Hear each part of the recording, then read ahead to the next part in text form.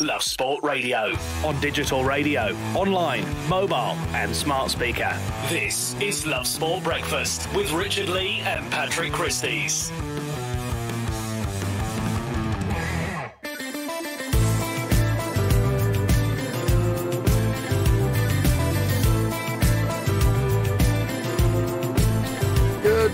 Good morning. Love Sport Breakfast on Love Sport Radio. Myself, Richard Lee and Patrick Christys. We're here with you until 10 a.m. Let's go through some of those headlines this morning. England win the 5th Ashes Test to draw the series 2-2. Man City already 5 points behind Liverpool after their defeat against Norwich. Arsenal bottle a 2-0 lead against Watford. Gareth Thomas reveals he is HIV positive, and Europe beat USA in the Solheim Cup in a nail-biting finale. Mr. Christys is opposite me. Good morning, Mr. Good morning, Rich. How the heck are you? Life's good. Life's good. And actually, it's even better after this weekend's sport, isn't it? Let's be honest. It's been another thrilling weekend. Yes, it's an interesting one, this, with the cricket. Go on. Because we've drawn the Ashes series. Now, the Aussies get to take the little urn home because of a kind of a quirk in the rules. Now, obviously, we've all been quite depressed and we've all been quite down at the fact that Joe Root's men have not been able to muster up the kind of test performance that we would be used to from our England players. But I want to ask this, Rich. If the Ashes had come before the Cricket World Cup, would we now be talking about the best summer of English cricket ever? I see what you're doing, and I see where you're going. Had that have been the note that we'd have finished the summer on, then yeah, I think we probably would have. Whereas there is still, even though yesterday was very good, and in fairness, this test was what we expected from England. I think that's fair to say. Which, by the way, was essentially getting Steve Smith out for less than... That was lovely, wasn't it? Lovely moment. But you know what? That's been the difference. You look at all the different test matches, that's been the difference. They actually got him out for a reasonable score rather than a ridiculous score. And actually, that's cost them in every single test. But I think that this particular test has been what we expected of England. I don't know. I suppose it does. It's a tinge of disappointment, despite the fact that actually, if anything, this has been a hugely positive summer for cricket. Look, I suppose I'm a great example. Somewhere who I keep an eye on it, but from afar. Whereas this summer, I've watched pretty much every ball from every game. It's been one that's really gripped me, and I guess that's the bigger picture, right? Yeah, exactly. So England managed to beat the Aussies in the final Ashes Test yesterday at the Oval by 135 runs to draw the series 2-2. But because the side that's won the Ashes last retains the Ashes if there's a draw, that means that obviously the Aussies get to keep the urn. We can take some solace in the fact that the urn that they keep is simply a replica, and that the real one remains in England. You see, I'm not sure about this, with it being a draw that you retain. I was saying they should have something to decide it. So we were actually on the show yesterday, and I came up with the idea of a penalty shootout, which was ridiculous. And then I was told that actually a super over might have made more sense because it's actually cricket. Yes, no, that's it. You know, to wheel in a goal and everything. The logistics probably wouldn't have worked. But to actually have a super over, like we saw in the World Cup, surely it just seems a bit like there is a good chance you're going to draw a test series, given that rain does what it does. And, it's only 5 matches. It's not like it's 35 of, the super over in the World Cup, for instance, obviously a lot less chance that that's going to be a draw in the way that it was. So I don't know, something like that. And I'm sure the Aussies, they've drawn it. I don't think they'd have been too opposed to that. I think you could do something that's even more well-rounded than that, because what you want to do in some kind of super over is ultimately decide who the best team is, right? But what that means is that you are reliant on one bowler and, 2 batsmen. But that's not really the team. So what I think they should do is have an over from their quickest bowler each, and they take an average of each one and see who's the quickest. An over from each of their spinners, see who turns it more. Okay. And then the batsmen, one batsman each, gets just one over to face, and they get to pick which bowler that they face, and whoever hits the biggest 6, the furthest, wins. And then their wicket keepers go head to head, 10 catches each, and whoever takes most of them wins. And after that, right, you've got a well-rounded result as to who the actual better team is. It's almost like a mini Olympics of cricket. Absolutely, yes, 100%. But this is it. I think if the Cricket World Cup had been played now and we'd just won it, we'd currently be preparing for an open-top bus parade. We'd be saying the Ashes didn't really matter. We drew the series anyway. I'd be ready to slap on the sun cream, take my top off and dance around in Trafalgar Square's fountain while singing Jerusalem as I watch Joe Root drive past, sinking bottles of champagne, tipping them into Ben Stokes' mouth. That's what I want. It's a lovely image. Yeah. If nothing else. Yeah.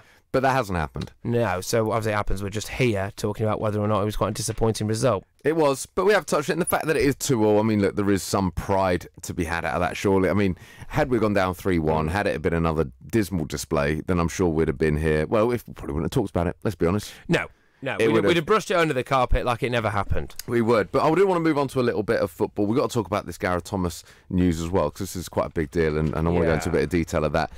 Just to touch on this weekend's action, I watched the Arsenal game yesterday, and honestly, if you're an Arsenal fan, you must be tearing your hair out. What a ridiculous performance in the second half. I've never seen anything like it. It was like watching children play.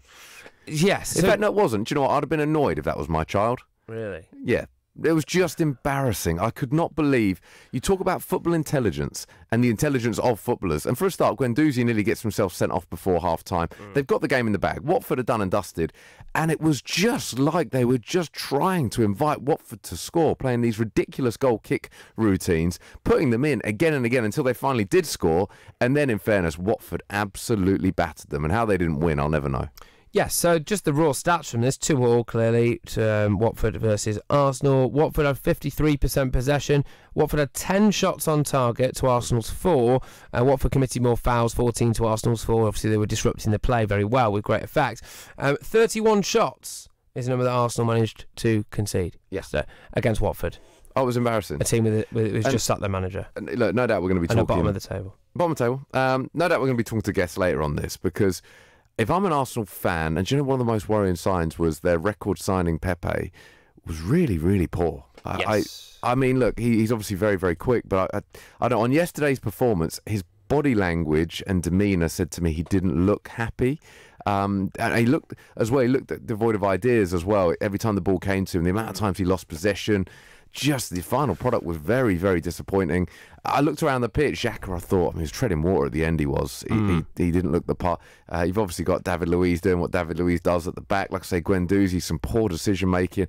I look around that team, and from that team yesterday, if they are looking to fight for a top 4 place, I mean, they need to make some changes. If David Luiz was a nightclub bouncer, right, he'd just let everyone in, wouldn't he? He'd let everyone in, and at times he'd just wander off to another bar across the road and stand over there for a bit. Yeah. And then he'd come back and just wave you in again, and then he'd go off again. He'd go, "Where's David? Where is he? Oh, sorry, he's just at the All Bar One down the road, not doing his job over there." And then someone walks out with a bottle of something they've just stolen. He'd chase them for 10 yards, and they'd get away from him, and he'd leave them to it. Yeah, and then he'd end up letting the wrong person in. There'd be a massive fight or something like that, and then they'd get thrown out, and he'd just stand there with his hands up in the air going, "What? It's not my fault. It's not my fault. I thought it was your man. I thought it was your man." David Luiz. But he'd look fantastic while doing it. Oh, yeah, big time. Also, so Xhaka has come out and said that Arsenal were too scared yesterday and they were happy for a draw. Well, what do you make of that? I can see it. Look, second half, I've never seen... look, here you go. Here's one. You might not have heard this. It was a game of 2 halves. Oh, yeah. Yeah. But it was. Both sides were trying to score more goals than the other. They were. And do you know what? The boys done good. Yeah, the boys done good. Yeah, at the end of the day. At the end of the day. When all said and done. Do you know what? The first half, I thought that Arsenal were... I'll say that. Watford started off the better of the 2 teams, had a couple of chances. Watford then... Look, the frailties of Watford, certainly. Although I saw enough yesterday to make me realise they'll be absolutely fine. They've got enough. I mean, I thought Delafeu was... Although at times his end product wasn't brilliant, I thought he's got so much. I mean, he had Maitland-Niles. I felt sorry for Maitland-Niles, to be honest. He was all over him, and the amount of chances he created. Watford have got enough. There's still deficiencies at the back, I would say. And really, Arsenal were certainly the better team in the first half, so controlled. But yeah, second half, my word. So some stats here for Arsenal fans that won't make pretty listening. Penalties Arsenal have conceded this season: David Luiz 2, Granit Xhaka 1. That's more than any other Premier League team, and a concern, especially considering the fact that you brought in David Luiz to try and shore things up at the back, and Granit Xhaka is supposed to be a shield in front of the back 4 or whatever permutation of that you play. Errors leading to goals that Arsenal have made since the start of last season: 14. That's 2 more than Fulham had, who were relegated. Yeah. So, I mean, I don't want to say anything like be over dramatic, Arsenal fans. I don't want to kind of get OTT about this, but you're going down, doodah. Look, well, no doubt we'll be talking to guests later about this, but it was the goal they conceded, the first goal. Going back to it, you're 2-0 up in a game. We talk about football intelligence, right? I'm seeing this, and by the way, this is actually a separate matter, but I want to talk about this. This thing now that all of a sudden with a goal kick you can play it inside the area it seems to be like the in-fashion thing. Man City, of course, do it, and they concede at the weekend. Arsenal do it, and it wasn't like it was the first time they got caught. They got caught 4 times before they finally conceded. It was just ludicrous, playing out from the back with absolutely no idea where you're going, getting closed down, giving Watford possession. As I'm watching it, I did say, Watford's best chance in this game is from Arsenal goal kicks. And in the end, Arsenal ended up just going long and pumping it 70 yards because I think they realised that it was just a stupid tactic. And in the end, it cost them dear. Yes, exactly. But look, Arsenal fans, we want to hear from you. I don't really think that you're going to get relegated, by the way, just before you all get on to me on the text on that. But do get in touch, 0208 70 25 58. Are we being a little bit OTT? Was it just a bad day out? Or is it worrying signs ahead for Arsenal in terms of a rather leaky back four and potentially not as good in possession as we would expect from any Arsenal side? Indeed. Do let us know. I think they'll survive as well. I think they'll. Just Arsenal, is yeah, that? Yeah, I think. I mean, it'll be a close one between them and Manchester United, but one of them will stay up. I think so. I'd have to agree with that. A couple of things I want to talk about. We'll talk about City, Norwich. Also want to talk about Gareth Thomas because this is big news. Massive news. So, okay, look. So Gareth Thomas, for those of you that don't know, I suppose you probably should know. Gareth Thomas, international rugby player, all-round nice guy as well, as far as I'm concerned. He was the rugby player who was married with kids, and he came out as gay. And fair, all credit to him for that. That must have taken a lot of courage. But over the weekend, it emerged as well that he was also HIV positive. And this came out, actually, by the way, when he was finishing an Ironman event in Wales, which is a triathlon, which the clue is in the name, right? It's incredibly hard to do. I've run a marathon. There's absolutely no way on the face of this earth that I would be able to do an Ironman, and I think the same probably goes for most people listening. So fair play to him for that.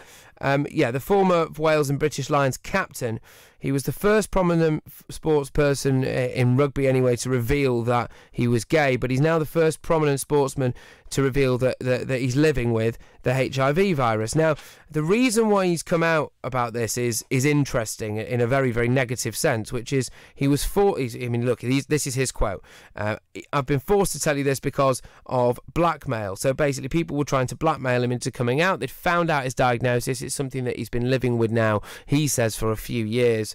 And look, it's a remarkable thing that he's come out and done, because there's about 100,000 people currently living in Britain with HIV, and to a lot of people that, look, understandably, that might seem like a death sentence. It might seem like something that there's a lot of social stigma attached to it, and it can seem fundamentally maybe a bit embarrassing and just a very negative thing, obviously. But there's a positive side to it, which is the fact that Gareth Thomas has come out and shown, look, he's been living with it for years. He's absolutely just smashed a triathlon, right? He's an international superstar, a trailblazer on numerous fronts, and even the royal family, the Duke and Duchess of Cambridge, have come out and said, look, you're courageous on and off the pitch, and that he is. Indeed. No, it's a big story. We'll go into that in a bit more detail as the show progresses, no doubt. Of course, something else we need to mention, a huge win. Europe beat USA in the Solheim Cup in a nail-biting finale, 14.5 to 13.5 points. Big weekend for Europe. Yes, absolutely. Well done, Europe. It was a really tremendous result, that. And, yeah, doing Europe proud. I would have thought, Rich, that now if you took a straw poll of everyone in the country off the back of the Solheim Cup victory alone, we'd probably vote Remain. There you go. And look, I want to touch on the Man City result as well. I know a lot's been made of it yesterday, but again, more so the fact that we do have a 5-point gap now at the top of the league, which, look, it is early, and of course, very, very early. It doesn't mean a lot at this stage. However, when we look last season, when you've got the likes of Liverpool and City going on the winning runs that they were, 14, 15-game winning runs, all of a sudden a 5-point gap, if Liverpool continue this kind of form, it might take Man City some time to recover that. Yeah, so Pep Guardiola gave quite a prickly post-match interview. Did you hear it? I heard it, yeah. So he went... Yeah, it was basically, there's a 5-point gap at the top now, Pep. I'm just wondering what you make of that. Yeah, well done, Liverpool. You've won the league. You've won the league. It's September, so we'll just have to get our heads together and go again, okay? Just the sassiest Pep Guardiola interview that you've ever heard. Do you know what? It's funny as well, because he really wasn't happy if they had won the league. Yeah. So it's just lies, lies, lies. He's got this basic philosophy, and I see it more and more, where they win 5-0 and he's so angry. Oh. They end up losing that game. He comes out, I love my players. Yeah. I love them. So, like, mate, come on. It's like, I understand that there is a certain type of psychology that when you're not winning or when you're drawing, you want to give them that little bit more support, but it's becoming so obvious. If they lose a game, he comes out and is absolutely adoring his players. They go and win 6-0 and he comes out and he's furious.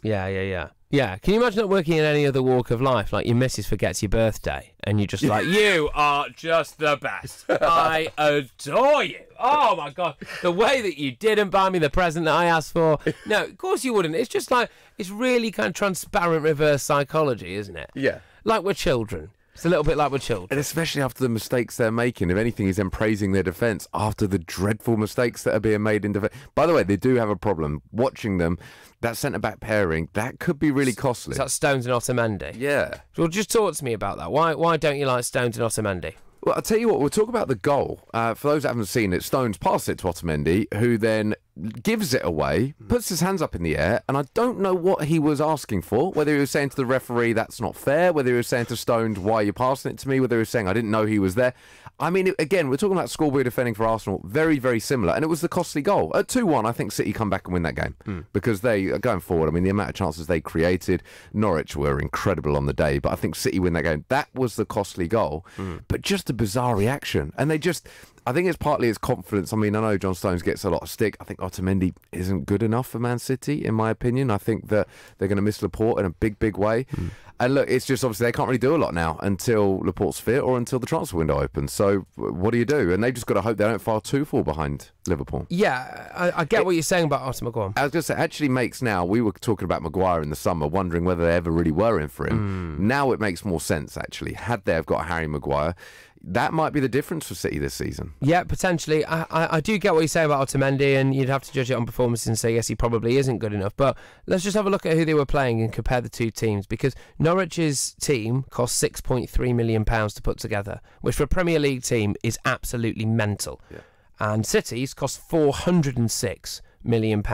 So anyone there who's good at maths can realise that City's team cost £400 million more than Norwich's.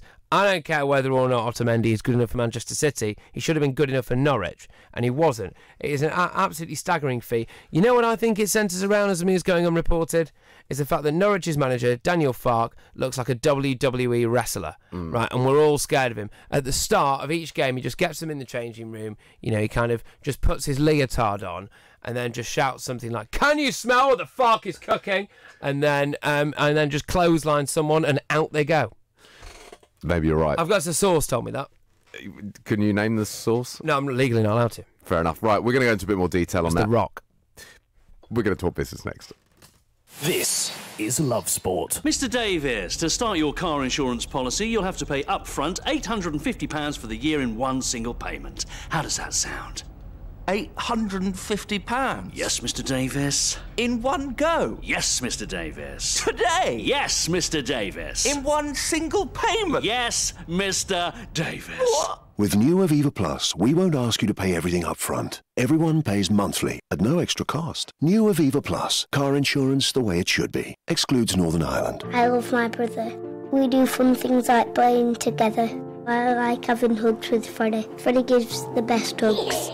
Freddie used to be very poorly, and the doctor said he might need a new liver. Then one day, a very nice person gave their liver to Freddie. It was amazing. We were so happy. Now he's around to give me more hugs than ever. Tell your family you want to save lives. To find out more, visit organdonation.nhs.uk. If you're driving on a motorway and you see a red X sign overhead, you need to change lanes safely. Driving in a red X lane is an offence. Red X's are there for a reason, to protect you and others from danger. The lane may be blocked by a broken down vehicle, or road workers, or the lane may be needed for the emergency services. So if you see a red X, change lanes safely. Highways England, connecting the country. My mum and dad say that I don't need lots of sugar. I'm sweet enough already. So we used the Change for Life food scanner app to find out how much sugar is in our food and drink. It's surprising how much we found. So I put my detective hat on to find the healthier choices. Woohoo! Found one, Mum! You can be food smart too. Download the free Change for Life food scanner app today. Last time I was in the UK, I met national treasure Mary Berry's grandmother, Elderberry. This is Love Sport. That's for breakfast. Me, Richard Lee, and Patrick Christys here with you until 10 a.m. Of course, we are on WhatsApp 0208 70 20 558. We're also on YouTube. Tune in because Patrick is doing stuff during the breaks. Yes, so this is it. I've been given strict instructions to lay on advert break entertainment. So if you go to Love Sport Radio, just tap that in on YouTube now, Love Sport Radio, or you go to our website, lovesportradio.com, and there's a little YouTube button there if you press it. And it's essentially halftime entertainment in a way that Madonna would be jealous of. It's now time for this. It's business. It's business time. I know what you're trying to say. You're trying to say it's time for business. It's business time. Ooh, it's business. It is business time, and of course that means Mr. Chris Bailey, founder of financialorbit.com, is on the line. Morning, Chris. Good morning. I'm trying to get my head around better than Madonna halftime entertainment. I mean, that just that is such a high bar. I mean, is it something conical or not? We like to under-promise, over-deliver, yes, Chris. Big time. So you can imagine it's something quite extraordinary. There's no expense spared. No expense spared. No expense spent. Expense to my dignity. Anywho, let's get into some business, shall we? Oil prices soar after attacks on Saudi facilities. Yeah, that's right. I mean, it's been the big weekend news. You've probably seen it on the bulletins. Oil prices are up about 10% this morning. That has a bit of an impact on lots of things, including, of course, potentially filling your car up ultimately, although there's lots of other taxes on petrol which, distort the price further. So, this had a big impact, obviously lots of political and diplomatic and whatever implications. But yes, big news in the financial markets. Hasn't led to apocalypse or anything yet, so you don't need to sort of rush out and fill your car up, but something to watch. So just to kind of fill us in, there was some drone attacks, is that right, in terms of some big oil facilities? Yeah, that's right. So basically, Saudi obviously is at the margin the world's biggest oil producer. So obviously they have these facilities that process the oil and everything else, get it ready for ultimate use. It was these facilities that were attacked. About half of their production has been knocked offline. They're saying it's weeks, not days, to get it fully back up and running. And so to put a couple of stats on it, it's the biggest disruption since actually probably about the Gulf War in 1990. So, this is a big old thing, has a big impact, and hence why prices are up 10% today. But it is something that can be fixed. But yeah, it links with the war with Yemen, obviously Saudi and Yemen and others, obviously an even broader diplomatic range, are agitating for many multifarious reasons at this moment in time. This has been a kind of an impact of it. And the $8 billion braces firm boosted by selfies. Oh, this is a crazy story. So there's a company they call themselves Smiles or Smiles Direct. Effectively, what they're trying to do is they're trying to revolutionise the braces industry, which is fair enough. And what they do is they send you out these packs. They have this sort of technology where basically it helps fix your teeth in a sort of a slightly disruptive way versus sort of going to your dentist. You send a picture of your mouth. They then send these sort of this sort of new technology they've developed, and then over time, over many months, you pay a subscription, you get all the updates and everything, and they're a big Instagram-friendly firm, and so hence perhaps where the names come from, or hence where their profiles come from, is that they've got loads of people sending pictures of, the before and after shots of their smiles. So sounds great, very disruptive, not making any money, unprofitable at the moment. They listed on the US market on Thursday, and the shares absolutely dumped. So there you go. Make of that what you will. And Historic Towels to benefit from £95 million boost named. Yeah, this is a good story. I mean, we've talked about it a few times on the show over the last few weeks, that more money coming into the embattled high street. So 95 million quid coming from the government, 60-odd town centres getting money for it. I think the Midlands is getting the most, but it's all over the country, London, the North, etc., which is good. The question is, of course, what they're going to do with the money. Can it really make a difference in a world where we buy stuff, including apparently braces, online? There you go. Great stuff as always, Chris. Enjoy your week. Indeed. Same to you guys. Great stuff. Chris Bailey, their founder of financialorbit.com. Plenty going on in the world of business as ever. What do you reckon he gets up to at the weekends? Chris, well, he is still on the line, so he can hear everything we're saying right now. What do I get up to the weekend? Yeah, because I've just got this beautiful image of you waking up in whatever penthouse it is that you've decided to rest your head that night, and just, you've got the kind of ticker coming through of the stocks and shares, just the business papers all over the place as you wear some kind of like silk smoking jacket and puff on a pint. I hate to tell you this, Patrick, but the stock market does actually close at some point. It doesn't trade over the weekend. I actually discovered something over the weekend. I had a very nice family walking, cycling sort of weekend, bit of sport and whatever. But I discovered something new over the weekend, actually, which was that, are you guys really 7 days a week? In a way. Sometimes. Yeah, they very rarely give us a rest. Is there a clonal, basically, or something, which, at weekends, the weekend breakfast show? Do you know what, Chris? I thought we were like you, just 24/7, but from what you're telling me, I think that maybe we're 24/7. Yeah. I think you guys are just sort of up there. I'm just trying to get somewhere close at some point in the next 20 years. Oh, good stuff, Chris. Well, unlike the stock market, we never have a day off, unfortunately. So there you go. Chris, thank you very much as always, mate. Great stuff. Chris Bailey there, founder of financialorbit.com. Plenty more to come today. We've got a big show lined up. Of course, we're going to be talking more about the Ashes. England win the 5th Ashes Test to draw the series 2-2. We're going to be talking more about City, of course, and now 5 points behind Liverpool. Arsenal bottled it. They were 2-0 up yesterday. Poor performance in the second half against Watford. Gareth Thomas has revealed he's got HIV. We're going to be going into more detail about that. And, of course, Europe winning in the Solheim Cup. Yes, as well as Tyson Fury. 47 stitches for the Gypsy King in his unanimous points victory over Otto Wallin. Not exactly the warm-up for Deontay Wilder that he was hoping for. No, indeed. It's 3 minutes to 7.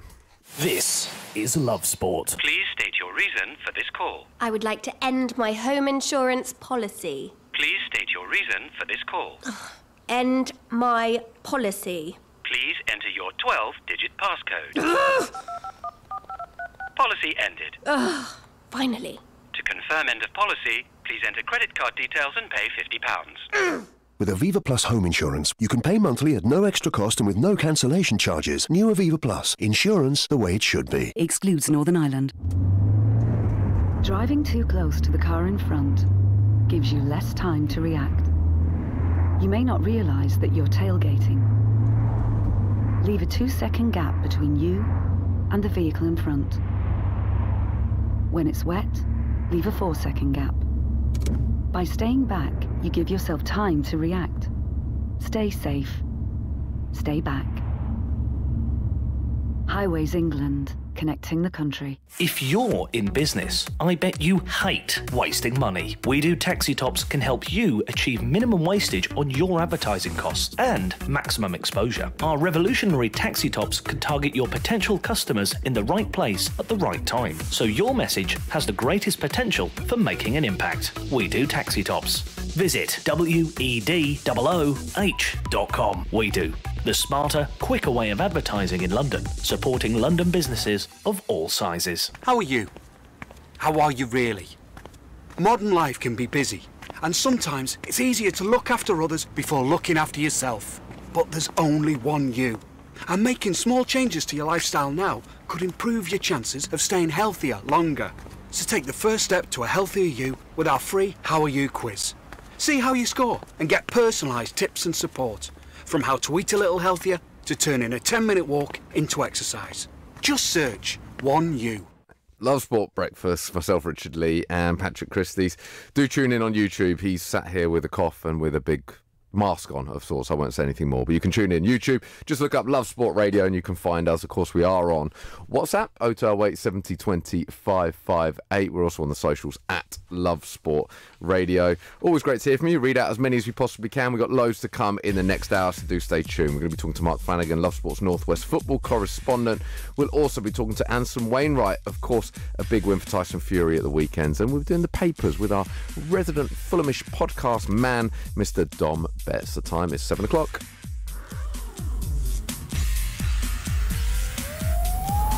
On digital radio, online, mobile and smart speaker. This is Love Sport News.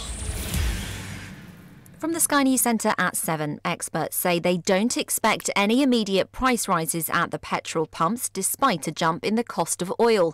2 attacks on Saudi Arabian facilities on Saturday knocked out more than 5% of global supply.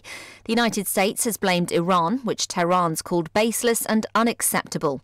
Markets expert Francis Lunn says a disruption in oil supplies is the last thing the world's economy needs. Generally, for the industrial world, the stock market will fall because when the price of oil jumps, that increases the cost for doing business for everybody. Boris Johnson says he believes passionately that a new Brexit deal can be struck with Brussels. The PM will meet EU Commission President Jean-Claude Juncker for their first face-to-face talks later. Some celebs are promising not to publicise social media abuse they get from online trolls. Famous names, including ex-footballer Gary Lineker and Countdown presenter Rachel Riley, say they don't want to give them the publicity. In sports, England Test captain Joe Root believes this summer will help grow cricket across the country. They beat Australia by 135 runs at the Oval to draw their series 2-2, although the tourists have retained the Ashes. Root was also part of the World Cup triumph on home soil in July. That World Cup was incredible. For it to finish how it did, some of the games within it made for fantastic viewing, and to be backed up by such an evenly matched Ashes series, what a summer of cricket it's been. I think a huge success for English cricket, and they've got a great opportunity now to spring the game forward, if you like, in this country. And Europe's women are back in possession of golf's Solheim Cup after a dramatic 1-point win over the USA at Glen Eagles. And in football, Watford fought back from 2 goals down to draw 2-2 at home to Arsenal in Quique Sanchez-Flores' first match since being reappointed as manager. Bournemouth are now just a point behind Arsenal after beating Everton 3-1. I'm Anna Russell. Love Sport. Love Sport Radio. On digital radio, online, mobile and smart speaker. This is Love Sport Breakfast with Richard Lee and Patrick Christys.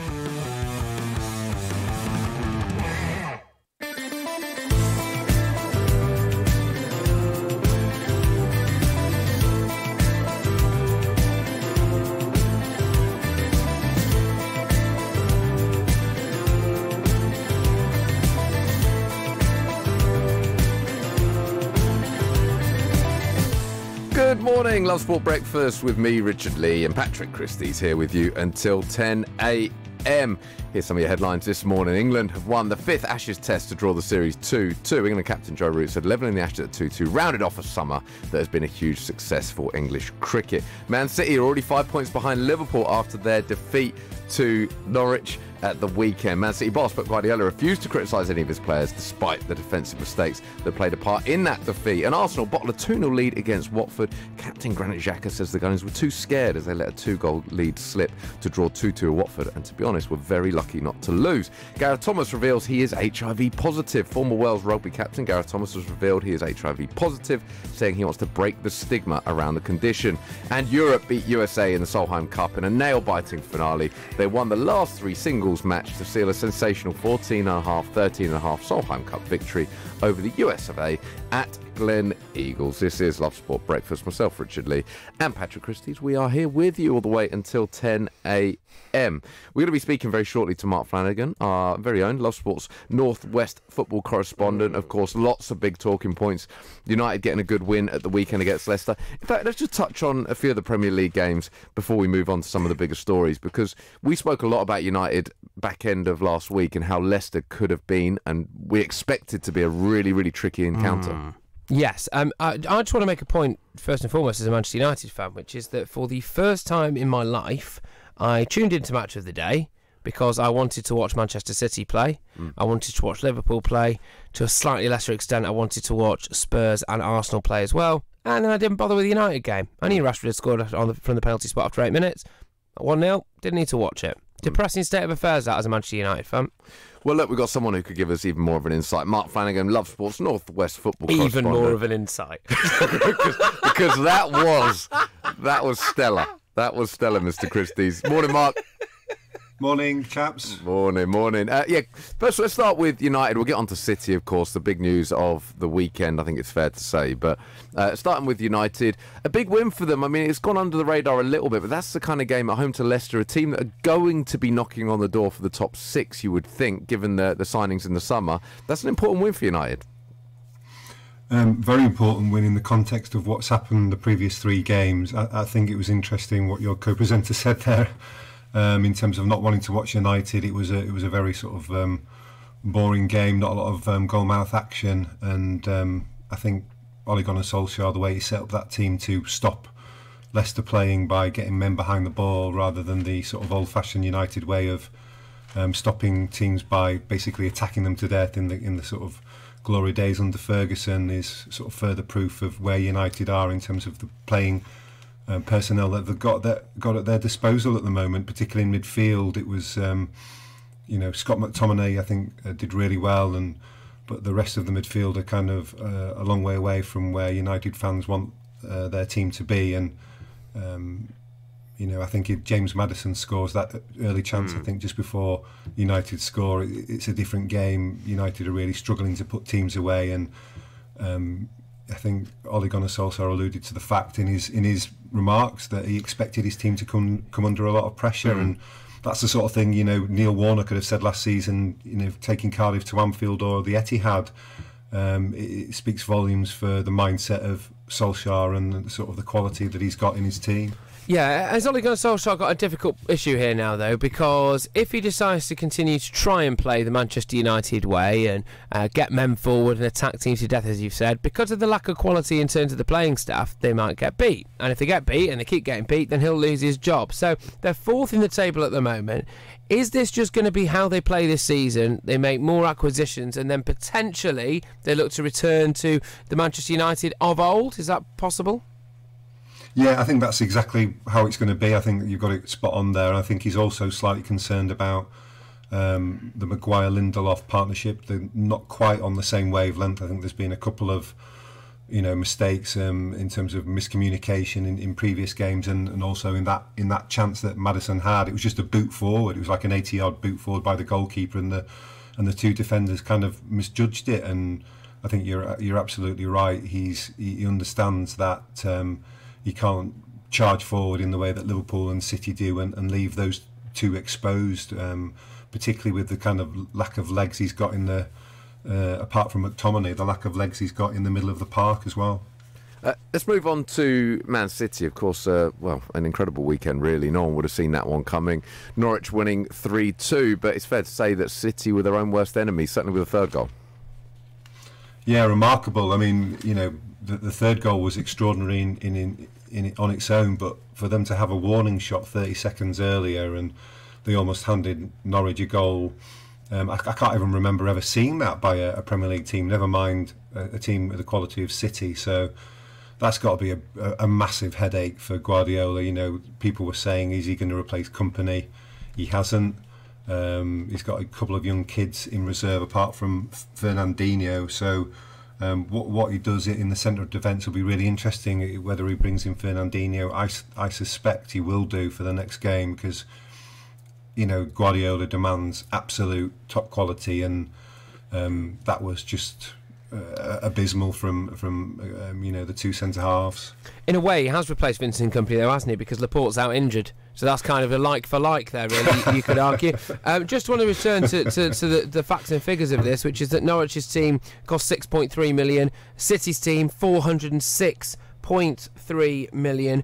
It is City's worst start to a Premier League season for a good number of years now, 5 to be precise. So look, is this a question of almost burnout with City, do you think? Pep is so intense, isn't he? City players don't get a break and they don't get a let-up. Is it possible that maybe they just all need a bit of a break? No, I don't think so. I think it's just the playing personnel. When you're playing at this level, as daft as it sounds, sometimes, how often have Stones and Otamendi played together? Very little, and Pep demands that they play out from the back, and those guys are a little bit rusty rather than overplayed, if anything. I mean, you could argue that maybe Otamendi, after an international break, was a little bit jet lagged possibly. But no, I don't see it as burnout at all. I mean, he also dropped De Bruyne, which is he's been integral to their brilliant start to the season, and I just think that just sometimes little things can disrupt the rhythm of a team, and I just think that happened. Also, you've got to remember that Norwich only had 3 shots on target and scored every time, and one of those misses, and City take their chances, and we're talking about a 5-2 to City. So on small margins do matches swing. I want to ask a little bit about Teemu Pukki, just to make a point. I see we're getting plenty of messages on YouTube. As always, you can tune in on YouTube, Love Sport Radio. We'll touch on these shortly. Just want to touch on Teemu Pukki because, look, a lot made of him in the Championship, and you always wonder, you see so many strikers that do that, there's question marks about Tammy Abraham. Could he step up from having done it in the Championship to Premier League? Yeah. And look, I think it's fair to say that both of them have taken their Championship form into the Premier League. Yeah, no, I think it's great. I mean, it is early days. I think people can get carried away with the starts to the season, that they've only played 5 games, but the fact that they've scored so many goals between them, and the fact that Abraham is a young English striker who's come through the Championship, I think we get a bit weary warm with so many players from the sort of top clubs going on loan, and you never hear of them again. They disappear to Holland and Belgium and places like that, and the Championship, and they just don't get a chance. So credit to Lampard for doing that, and absolutely Norwich, with so little money spent as well in the summer, it was it's a fantastic start for them, and the way that they play as well. It's if they're going to go down, they're going to go down with a flourish, which is how we like it. Yeah, indeed. Quick word on Liverpool, of course, another big weekend for them. We'll touch them, but also want to touch on Leeds as well, because I know Leeds had another big win, and they're looking very good in the Championship, aren't they? But a quick word on Liverpool, they're relentless at the moment. Yeah, I think the thing for the rest of the Premier League, which is a bit worrying, is that the big 3 up front are all really firing. I think last season Firmino wasn't quite at the races. Obviously Salah wasn't as good as he was the season before, but Mane really stepped up. But you just get a sense that they're all right at it at the moment, and the way that Firmino came on and just paired with quality is testament to the sort of the form that all 3 of them are in. I think the one sort of golden light for the rest of the Premier League is the goalkeeper. He's you just feel like there's a big mistake in him, but that apart, Klopp's got them right at it from day one, and yeah, it's a big worry for the rest of the Premier League that they could be sort of 10 points clear by Christmas, which is an enormous gap for particularly if the front 3 stay injury free for the majority of the season. Is it fair to say, though, that Liverpool actually are bottle jobs, in the sense that Gerrard obviously slipped? We don't let this slip. Well, you did, Stevie. So there you go. And then, obviously, last season they had their noses in front and managed to get pulled back by City. Kevin De Bruyne has issued a warning to them, saying we'll be back like a Belgian Terminator. Is it possible?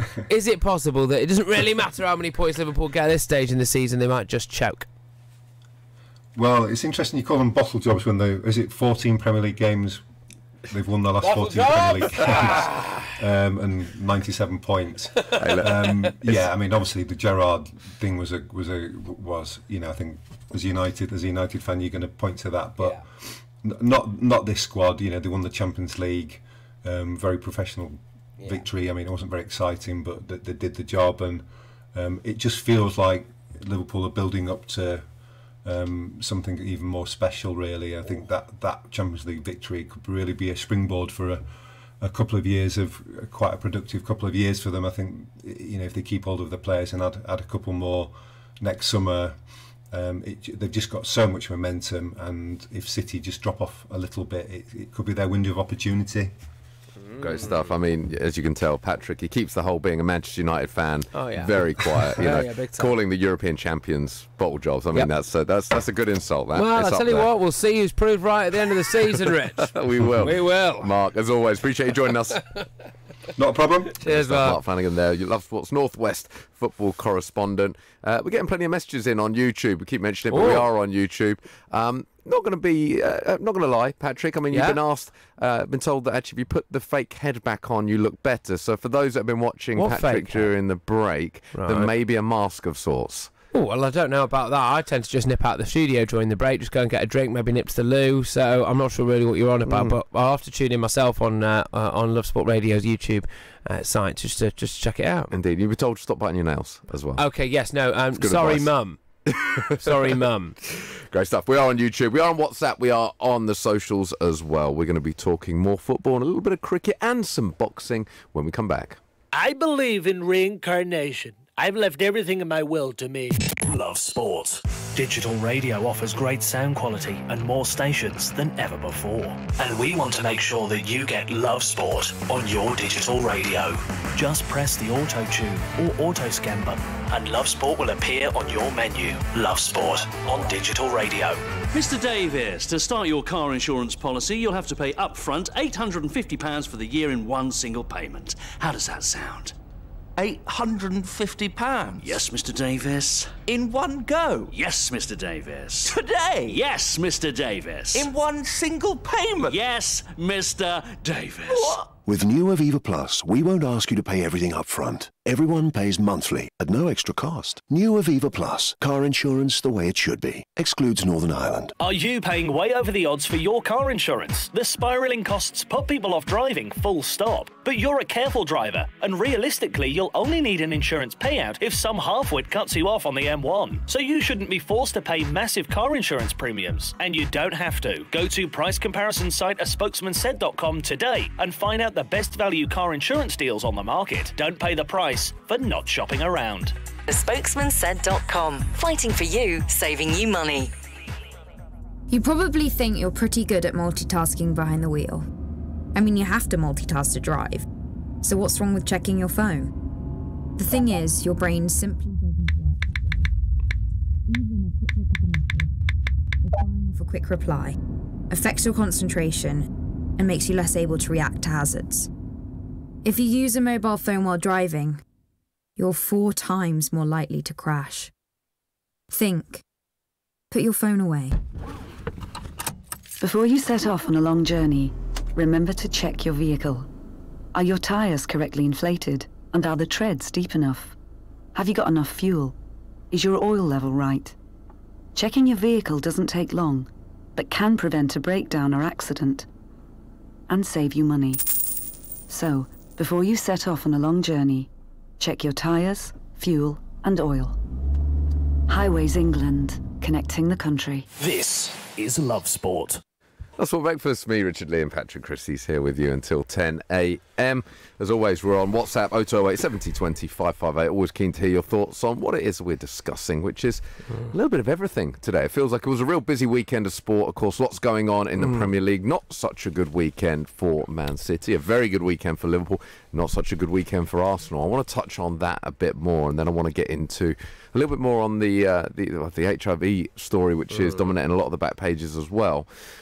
Arsenal, they obviously have ambitions to be a top 4 team, naturally. They've spent a lot of money in the summer. From what I can understand, certainly with the likes of Pepe, they've spread the payments in such a way where they didn't go over their budget this summer, but they've almost spent next year's budget, it kind of sounds like. Now, I don't know if that's true or not, but that's the impression that we get, is that it's almost, well, it is, it's a loan. They've taken a huge loan, decided to pay it off many years, and it keeps them just about underneath for this season. But I'm looking at that squad and I'm concerned.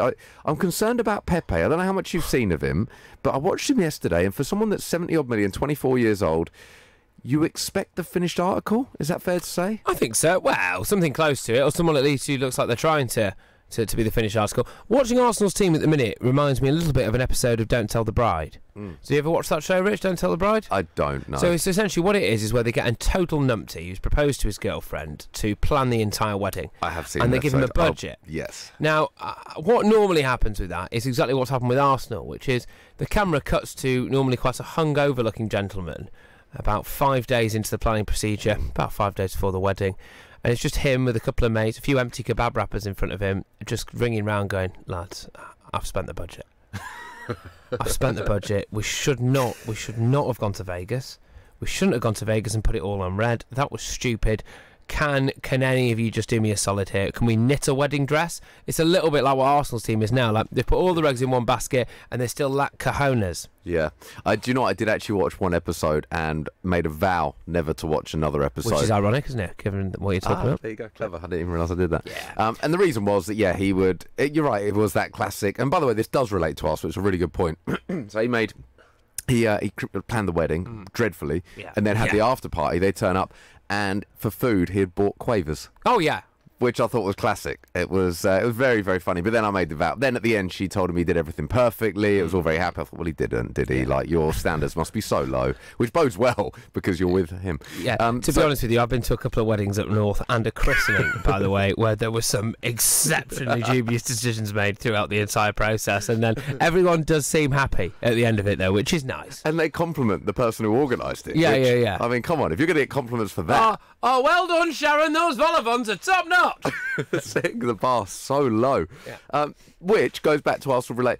I worry about the recruitment strategy at the moment. And again, it's very early, so look, let's give him time. There is certainly something there. But again, I guess I look at it. If he was 21 years old and I'm watching that yesterday, I get it because I see there's potential there. But he's 24.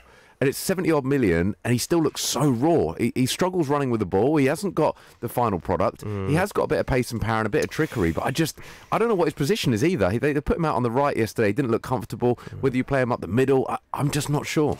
Yeah, look, it's a tricky one, but I don't want to dig him out too early because he is still finding his feet in English football, and the fact is that he's playing a lot, which is...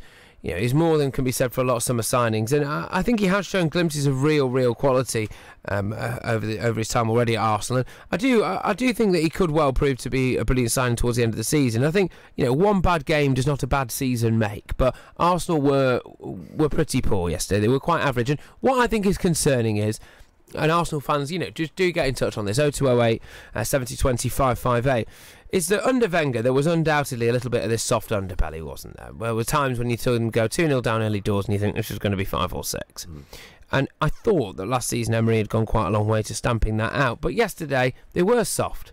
They were, and they got done twice. They blew a 2-goal lead, and it was a kind of mistakes of their own making, penalties, etc. And you think, oh, okay, maybe you are lacking it a little bit. And Xhaka himself coming out and essentially saying that they were scared, and I mean that's very worrying times for Arsenal fans at the moment.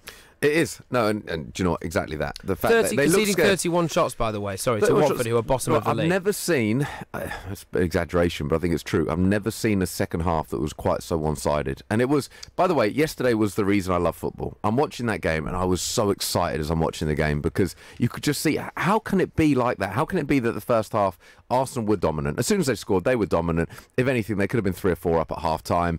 You just felt like they were going to go on and cruise in the second half. How does it go from that, where they're so dominant, to being so feeble? And I'd use that word because they were feeble in the second half and giving the ball away time and time again. In the end, they had no plan. It was just lumping it long, and it was attack v defence. And really, Watford, they had a glorious chance to Correa in the last minute, 7 yards out, just has to find the corner, puts it slightly too central. Good save from Leno, but really, Watford should have won. And again, we'll no doubt be talking to Arsenal fans later in the show, but a really worrying afternoon if you're an Arsenal fan. But positive for a Watford fan. They're bottom of the league still, but there's certainly signs there they'll be fine. Yeah, right. Well, look, so we've covered the fact that Norwich, a team comprised of £6 million worth of talent, managed to beat City, a team with £406 million worth of talent. We've done Arsenal, we've done how dull United were, we've done a few other games as well. I want to have a little bit of a chat with you about Tyson Fury.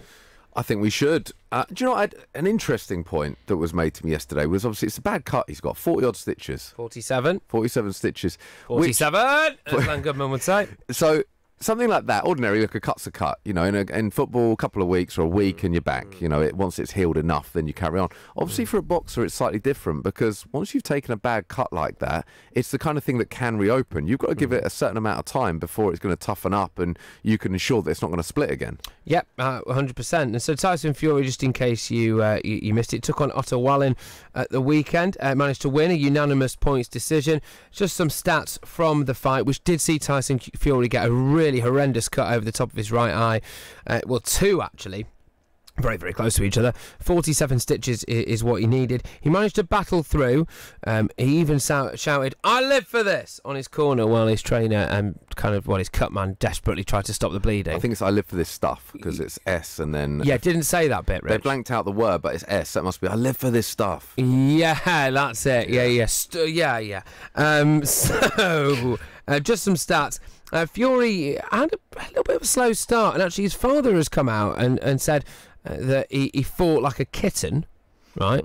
Which, I mean, I wouldn't say to Tyson Fury, to be honest with you. He said that he should sack all his backroom staff immediately and get rid of them because otherwise, quote, "this is his career." Well, an unbeaten career, it's not too bad, is it? Look, he got hit above the eye. It was a terrible cut. Every single round he's living with the idea that he could be called off because he's bleeding too much and that he can't see. He couldn't see, and he still managed to beat this guy unanimously. He landed 179 punches to this guy, to Otto Wallins 127. He threw considerably more as well. In fact, he threw pretty much twice as much in a way, 651 to Wallins 334. But where he really came into his own and showed his class, which is that even through difficult circumstances, he turned it on when it mattered. In round 7 to 11, Fury managed to land 119 punches to Wallins 51. Which is, look, is not a bad return whatsoever. He still keeps his unbeaten record. The concern is, as you rightly said, Rich, is that the length of time that this is going to take to heal now, is it going to postpone any kind of Wilder fight? I don't personally think it was going to be particularly soon that Fury was going to fight Wilder again anyway. Certainly long enough for this to heal.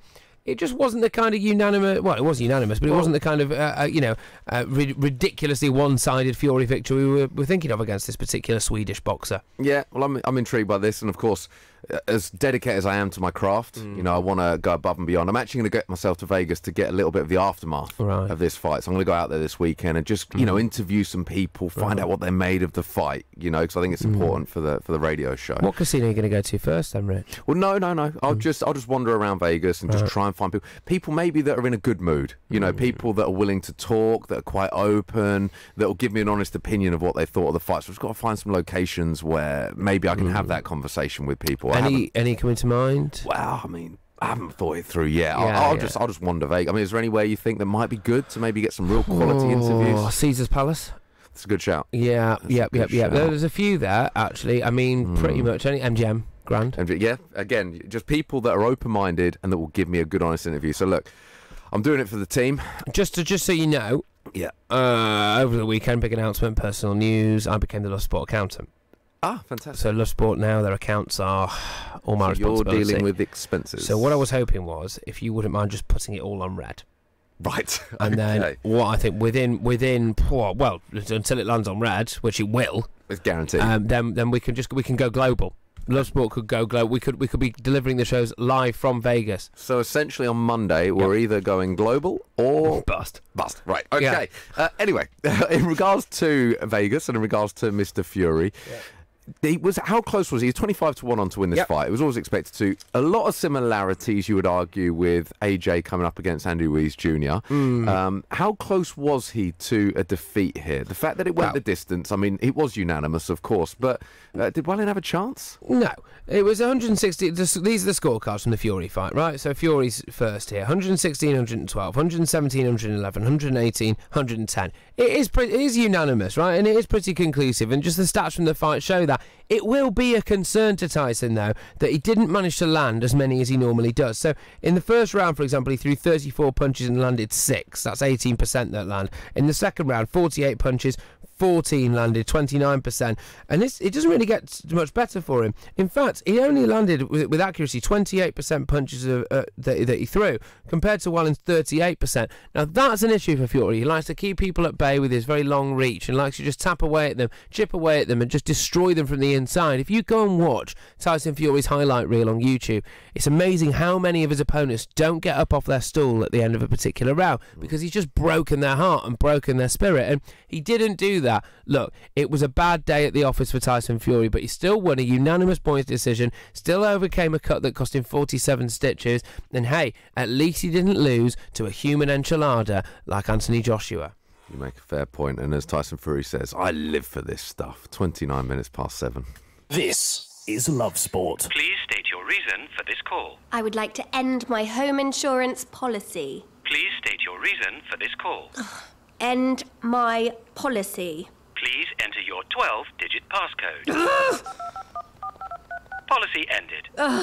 Finally. To confirm end of policy, please enter credit card details and pay £50. With Aviva Plus home insurance, you can pay monthly at no extra cost and with no cancellation charges. New Aviva Plus. Insurance the way it should be. Excludes Northern Ireland. Home insurance is vital. You don't want to end up paying through the nose when something goes wrong. But are you being charged way too much for your home cover? Are your insurance premiums simply too much to bear? It doesn't have to be that way. A spokesmansaid.com is a price comparison website that trawls the internet to find the best deal for you. Don't pay the price for not shopping around. Visit a spokesmansaid.com and start saving today. A spokesmansaid.com. Fighting for you, saving you money. If you're in business, I bet you hate wasting money. We Do Taxi Tops can help you achieve minimum wastage on your advertising costs and maximum exposure. Our revolutionary taxi tops can target your potential customers in the right place at the right time, so your message has the greatest potential for making an impact. We Do Taxi Tops. Visit WEDOOH.com. We Do. The smarter, quicker way of advertising in London, supporting London businesses of all sizes. If you see somebody showing any of the signs of a stroke, you don't have to think about it, you just dial 999. Use the FAST test. F. Face. Has their face fallen on one side? Can they smile? A. Arms. Can they raise both arms and keep them there? S. Speech. Is their speech slurred? T. Time. Time to call 999 if you see any one of these signs. Act fast, make the call, dial 999. This is Love Sport. That's for breakfast. Me, Richard Lee, Patrick Christys here with you until 10 a.m. Plenty to come in the show. We're going to be talking more about this HIV story. Of course, it's all over the back pages. We're going to go into a bit of detail about that, talk more about the Ashes. Of course, lots of football at the moment, an interesting weekend of sport. But I want to talk a bit of boxing now. We touched on Tyson Fury, another victory, but wasn't as comfortable as maybe a lot of people might have thought it might have been. Delighted to say we've got Anson Wainwright, boxing writer for Ring Magazine, on the line. Morning, Anson.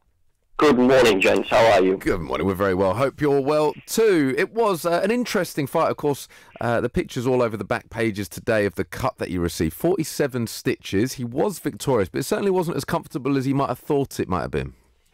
No, it wasn't quite like the Schwartz fight, was it? It was interesting. Early on, first couple of rounds, it kind of didn't look like much was happening. The cut changed everything. He obviously had to be show a lot more urgency at that point, because we didn't want the fight to get stopped, because that was it. He would have lost, and all that Tyson, the Wilder fight would have gone up in smoke at that point. So it kind of made it interesting, because he was always kind of against it to have to, running out of time. And thankfully his corner, Capetillo, was able to do a great job in handling the cut, and he was able to get through it. And even the 12th round, when things got a little bit hairy again, when he seemed to get caught, and took him a little bit to shake that punch off. Just talk to us about exactly how this cut happened then, when it happened, and how big a hit that was, and what does it show about Tyson Fury, just in the sense of his ability to obviously carry on from what was quite a major injury. It shows incredible heart, because when he was asked about it, he was very definitive in. I think it was something like he said, "I can see, I want to carry on," and he was very definitive in his answer that would have led the officials to believe it was fine for him to carry on. And to be honest, from what we all expected him, Tyson's gone through a lot more stuff that was more difficult to deal with than that, but that was just the latest in a long road of things. The shot, it's funny, because you just don't know. Sometimes you get hit by shots, and other fighters, the skin of fighters, and it lands and nothing happens. But that one, it did, and it wasn't just a nick that got worse from other stuff in the fight. It was a really bad cut from the get go, and honestly, I've seen a lot less get stopped, so it was a bad cut, and he dealt with it, fine, and was able to get through it. And that is what I would try to take from it, because I think he will be better against Deontay Wilder or against one of the other big guys than against Artur Wallin, with all due respect to Wallin, because he was a bit of an unknown, and I think Tyson will be better against a better name of opposition. That'll kind of G him up and what have you. But yeah, I think taking the positive out of it, he was able to, just go through that, and that. But maybe he gets cut again against somebody. Maybe that becomes a problem now, because that, as you say, 47 stitches. You probably are going to need. That's not going to be just stitches. That might need real, work to get that to be closed. Well, I wanted to ask about that, because I say a lot of people listening that maybe aren't hardened boxing fans. A cut like that, look, if it's any other sport, a week or so and you're back in doing whatever you're doing, something like that in boxing, of course, there is the worry that it becomes a thing, that it reopens. Isn't ordinarily like a period of time, or is it one where you're hoping for a little bit of luck to an extent that it doesn't become a thing? You absolutely. You're hoping it doesn't become a thing, but you'd look at it. You'd even say that February. It's not something I'm an expert on, and obviously different people would heal at a different amount of time. Sometimes you see a bad cut, and then you bump into that fighter, and you see them, and you're like, really, that's actually come on leaps and bounds. It's kind of healed up. There's still a little bit of scarring or whatever, but a few weeks. But that's the type of thing. I mean, I wouldn't imagine that Fury's going to be doing any sparring or anything possibly this year. It's going to be a good couple of months before he's able to, he does much. He's going to obviously take some time off, because that was it was grueling in that respect. But it's I wonder if we will definitely see the Wilder fight in February, because obviously with a time period potentially, and then coming back and having a training camp. It'll be interesting. I mean, we don't have to definitely worry about that for the moment, because Wilder has a fight and it's a couple of months away. But it'll be interesting. Yeah, I'm not being funny, but if Wilder hits Fury in that same spot at full pelt, I mean, Fury's just done, isn't he? Is this actually seriously? Could this be a career-defining injury for Tyson? Absolutely, potentially, because I mean, it was a fighter, our own Billy Schwer, who fought back in the 90s, and Billy was somebody who always suffered from cuts. He's one of those you'd walk past him and brush up against him, and he'd be spewing blood. And it's one of those now with this, the scar tissue. I mean, modern day technology. You think that the doctors and the people that will look at it for Tyson is going to be the best of the best. That it should become something that's okay. I was listening to something on the radio the other day where Michael Owen was on about his hamstring. Well, Michael was saying there's 3 hamstrings in every leg, and one of them reattached, and at the time they just had to manage it. Now they would do an operation. With Tyson, I'm sure that modern, the doctors and, with the plastic surgery, it'll be okay, but it's something that it's not just that. It's what it creates in your mind, because Varlin hit him with a good clean shot, and it happened, and it was a surprise. But I mean, if Wilder hits him with that, I mean, he might put him down, because Wilder it hits like like an absolute train. So as well as that, it creates something that we wouldn't have thought going into a potential fight. I keep saying potential because they obviously, until it's signed and they're both there, and Wilder has a fight beforehand, we just don't know. But I mean, it's never, you never know in the theatre of the unexpected that is the heavyweight game in boxing. It's obviously good news for the heavyweight division, in the sense that we've seen what Andrew Reeves Jr. has done to Anthony Joshua. We've seen the fact that Otto Wallin is clearly no mug whatsoever, and that it is a dangerous game. Clearly, for Fury's money, he's come out and said, if you go swimming, you're going to get wet. I.e., if you fight a man, that you're going to occasionally get cut. Which I suppose there is some truth in there, but I can't help but wonder whether or not there's some truth in what Fury's dad has been saying that he's essentially sacked a lot of them, that Fury looked weak as a kitten. And I saw it a little bit with Ben Davison, who's Fury's coach. Now, he also was training Billy Joe Saunders for a while, and Billy Joe Saunders doing his thing, where a shot goes past him, and he does that kind of like, he puts his hand to his head as if to kind of see the shot pass. And Ben Davison was laughing at that in the corner, and he just wonder, is Ben Davison the right man who's going to be able to tell Tyson Fury, look, just buckle up a bit here, you need to strap your head on and actually get some serious results? It's going to be very, very difficult, because I think Tyson, and I don't mean as an example, I'm going to give you Floyd Mayweather. Floyd was there with his dad and his uncle throughout his whole career. Well, there's a certain point in Floyd's career where he was muscle memory. It wasn't the guy is just the one that gets him there and will offer him words of wisdom and what have you. Of course, Ben hasn't quite been there to those guys' extreme. They'd been there, fought themselves at a very high level, and trained other fighters. Floyd's father trained Oscar De La Hoya, so there's that sort of thing. But from Fury's point of view, I don't think it's the sort of thing he doesn't. He said actually on an infomercial yesterday. It's not about having someone to teach me. I know what I know. I'm not after that. It's somebody that's the right chemistry, and he seems to have the right chemistry with Ben. They get on very well, and it's different from some fighters where they need that. I don't think Tyson needs that. He needs the motivation and somebody that he kind of has a bond with. But this fight, he did look flat. I thought that. I was a bit like, I'm sitting here in the dead of night watching it, and Tyson's not always the guy that you want to do that. You want to watch somebody, Deontay Wilder at the middle of the night from our point of view, because you're like, wow, it could happen at any time. Whereas Fury is more skills and will box and do that sort of thing. But I just felt he did look a little bit flat. So maybe his father had something in there, but I don't think. I think Fury's hard-headed. He's not going to go, yeah, okay, I'm going to do that. Maybe Daddy Fury's after a job, maybe that's why he's sort of saying that, he's looking for something, to get rid of them and get me back in. There's obviously people have different angles, but I don't see him doing anything. There may be where there's one or two people changed in the team, but it's not going to be, I don't think Ben Davison or he's going to make wholesale changes on one fight when a cut changes everything. That changes the way you approach things. He showed more urgency after that, so... Great stuff. Yeah. Anson, as always, really appreciate having you on. Thank you, gentlemen. Have a good show. Fantastic. Thank you. Anson Wainwright there, boxing writer for Ring Magazine. A great insight as always. Had a couple of nice comments coming. Do keep them coming. Of course, we are on WhatsApp, 0208 70 20 558. We're on the socials at Love Sport Radio. And, of course, we're on YouTube. We've had one from Metazula. I think that's how we pronounce it. Love the show, guys. Great start to the morning. Thank you very much. Do keep them coming in. We like to read out the positive ones. We do, yes, because there's a lot of negatives. Those hateful ones. You can just get lost in the hate online. Delete, report. Block, report, call police. Yes. Yeah, we will come after you. We will indeed. Loads to come. Look, we're going to be talking papers very shortly. It's 19 minutes to 8.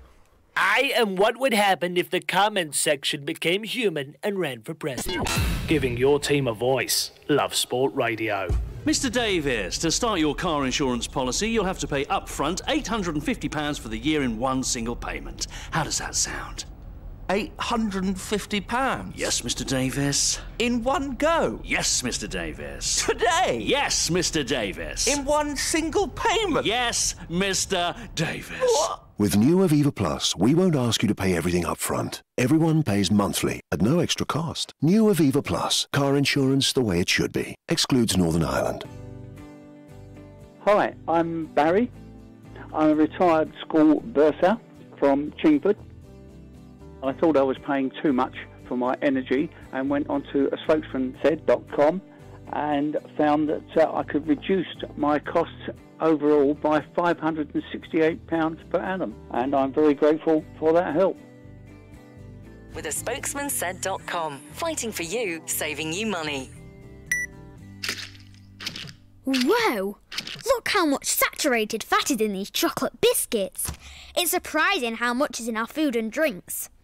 For us kids, eating too much saturated fat can lead to harmful fat building up inside, which we can't see, increasing the risk of heart disease or stroke when we get older. So be food smart. Download the free Change for Life food scanner app and start making healthier choices today. There are many things a mother can pass on to her baby. Her smile, her eye colour, and her immunity to whooping cough. Whooping cough is a very dangerous illness for young babies, and at the moment it's spreading fast. A simple vaccination during your pregnancy can help to protect your baby in their first weeks. Please speak to your GP, nurse, or healthcare professional and pass on your immunity. Love Sport. That's for breakfast. Me, Richard Lee, Patrick Christys here with you until 10. We had a very interesting conversation there in the interval in regards to the Premier League this season and where we see it ending up. In fact, Mr. Dom Betts has come to join us, and no doubt he'll be continuing this conversation. I'm sure he's brought lots of interesting stories as well in the meantime. First and foremost, good morning, Mr. Betts. Good morning, how are we? Very, very well, very well. You brought the papers with you. I'm sure you have lots of stories. Is there any football-related ones? I thought we would start with, in this section, with the cricket. Because Okay. I think it is... I don't think it's been understated how big of a cricketing summer it's been. But I think the biggest legacy of this summer is probably getting everyone interested in cricket again. Because I feel like, especially in Test cricket, the view towards it is sort of not, I don't know, died down in recent years, but I don't think people care as much about it. I don't know if you've sort of felt the same. Yeah, I for me, Test cricket is the pinnacle, and I do love going and watching it, and I think it's an absolutely fantastic element of the sport. But popularity has waned somewhat, and I think this is what happens, isn't it? The second that you're able to click your fingers and get a McDonald's delivered to your door, your whole perspective on life changes. You want exactly what you want right there and right now, and Test cricket doesn't deliver that in the way that the kind of crash bang wallop of 2020 does. Quick point there, Dom. What are your take on this? I asked Rich earlier. If the World Cup had come after the Ashes, i.e. we'd already drawn the Ashes at the time that we won the World Cup, and we'd just won the World Cup yesterday, would we be talking about the best summer of English cricket? Yeah, I think we would. I think the problem you have here is, I'm not saying it's a negative because we haven't lost the series, but obviously it's the first time Australia haven't lost a series in England since 2001. I think, yeah, as you said, because it's come after, it maybe seemed more of a negative. But if it was, you draw a series and then you win a World Cup, it's because you're going on such a climb, I guess. Well, I just think the gap isn't long enough. You win a major tournament. Look, you win the Premier League, you normally have then 3 months until the next Premier League starts. Now, I know they're different tournaments, different competitions effectively, but they're the same, really. It's a lot of the same players. Really, what you want is a period of reflection, a period of enjoying the moment. Really, what ended up happening, we didn't have the open top bus parade, which you've mentioned on several occasions. Shocker. So it was literally, right, go on then, you have your day at the Oval, which was like, planned last minute, absolute shambles. Hey. And then the next day, right, get back in training, we've got a big tournament coming up. So they never really enjoyed the World Cup, I feel. Yeah, and I think, as we're speaking here, so Root is saying it's a phenomenal summer for English cricket, and he said that in the Telegraph today, Nick Colt was writing about that. It's, yesterday at the Oval, he's saying is the blueprint of what we should be playing like as a Test side. What's that? Making sure you get out their good batsmen early on, or because it's for me. What yesterday was, it was great to see getting Steve Smith out for, was it 23 or whatever it was, Labuschagne getting stumped by Bairstow, but where it's sort of like what could have been if we played like this early on in the series, and we could have won the Ashes and won the World Cup in the same summer. Yeah. Is there something to be said for having a concerted period of drinking after a monumental success? Hear me out, Rich, because I think what should have happened is that we win the Cricket World Cup, we're all there in Trafalgar Square, off on that, the open top bus goes past, Ben Stokes is there, just funneling champagne into his mouth like he's going out of fashion, maybe egged on by Joe Root, the rest of the England team chanting, "Get it down, you Zulu warrior," and we do this over and over again for a period of days, Freddie Flintoff-esque, okay? And then we just go and we just play the Ashes, right? Now, I think there's something in this, and you would know this, Rich, from when you won the Ibiza Cup, because you went a pre-season tour with, was it Watford? Yep. Went to Ibiza, didn't you? Yeah, it was won the emotional. Ibiza Cup.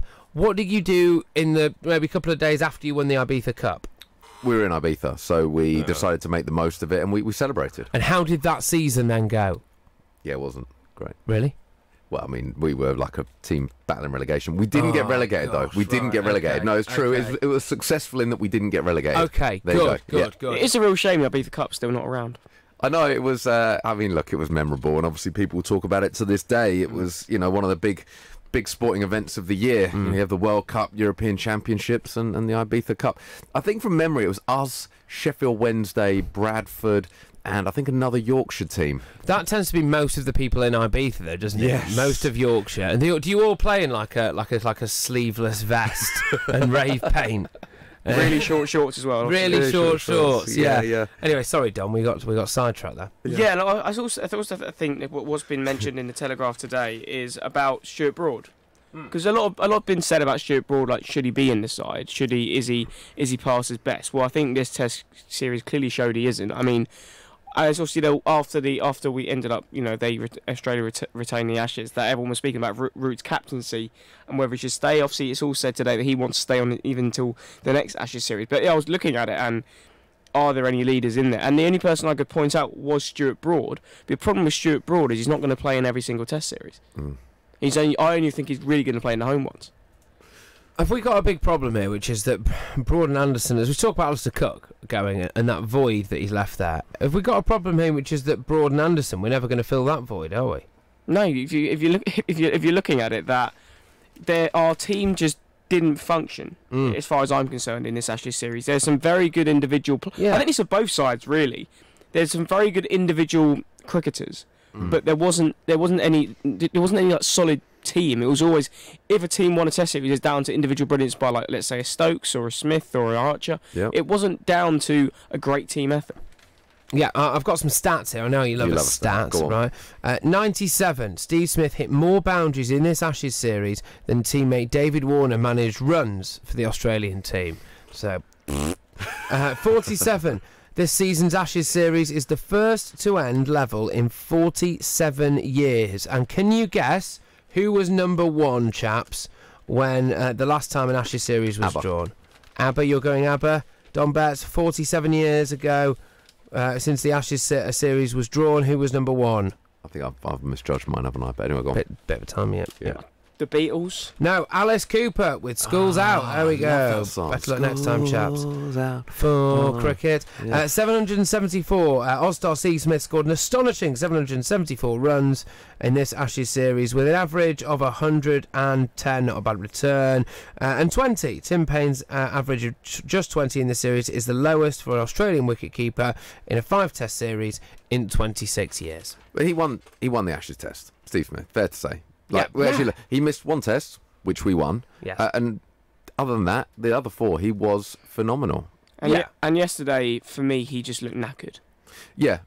Well, do you know what he did? And I mean, even that, it was a great catch to get him out, in fairness, wasn't it, Ben Stokes? It was a very good, but you look at it, really, he's made so few errors. It's not like it's been one of them as well. You know, where there's times where someone will score a 70 or 80 and they've been dropped 3 times and they've got away with a few. Like, generally speaking, they've been incredibly solid innings. Yeah, I mean, if you're talking about drops, you can look at our second innings and the amount of times that we got dropped. I think that's.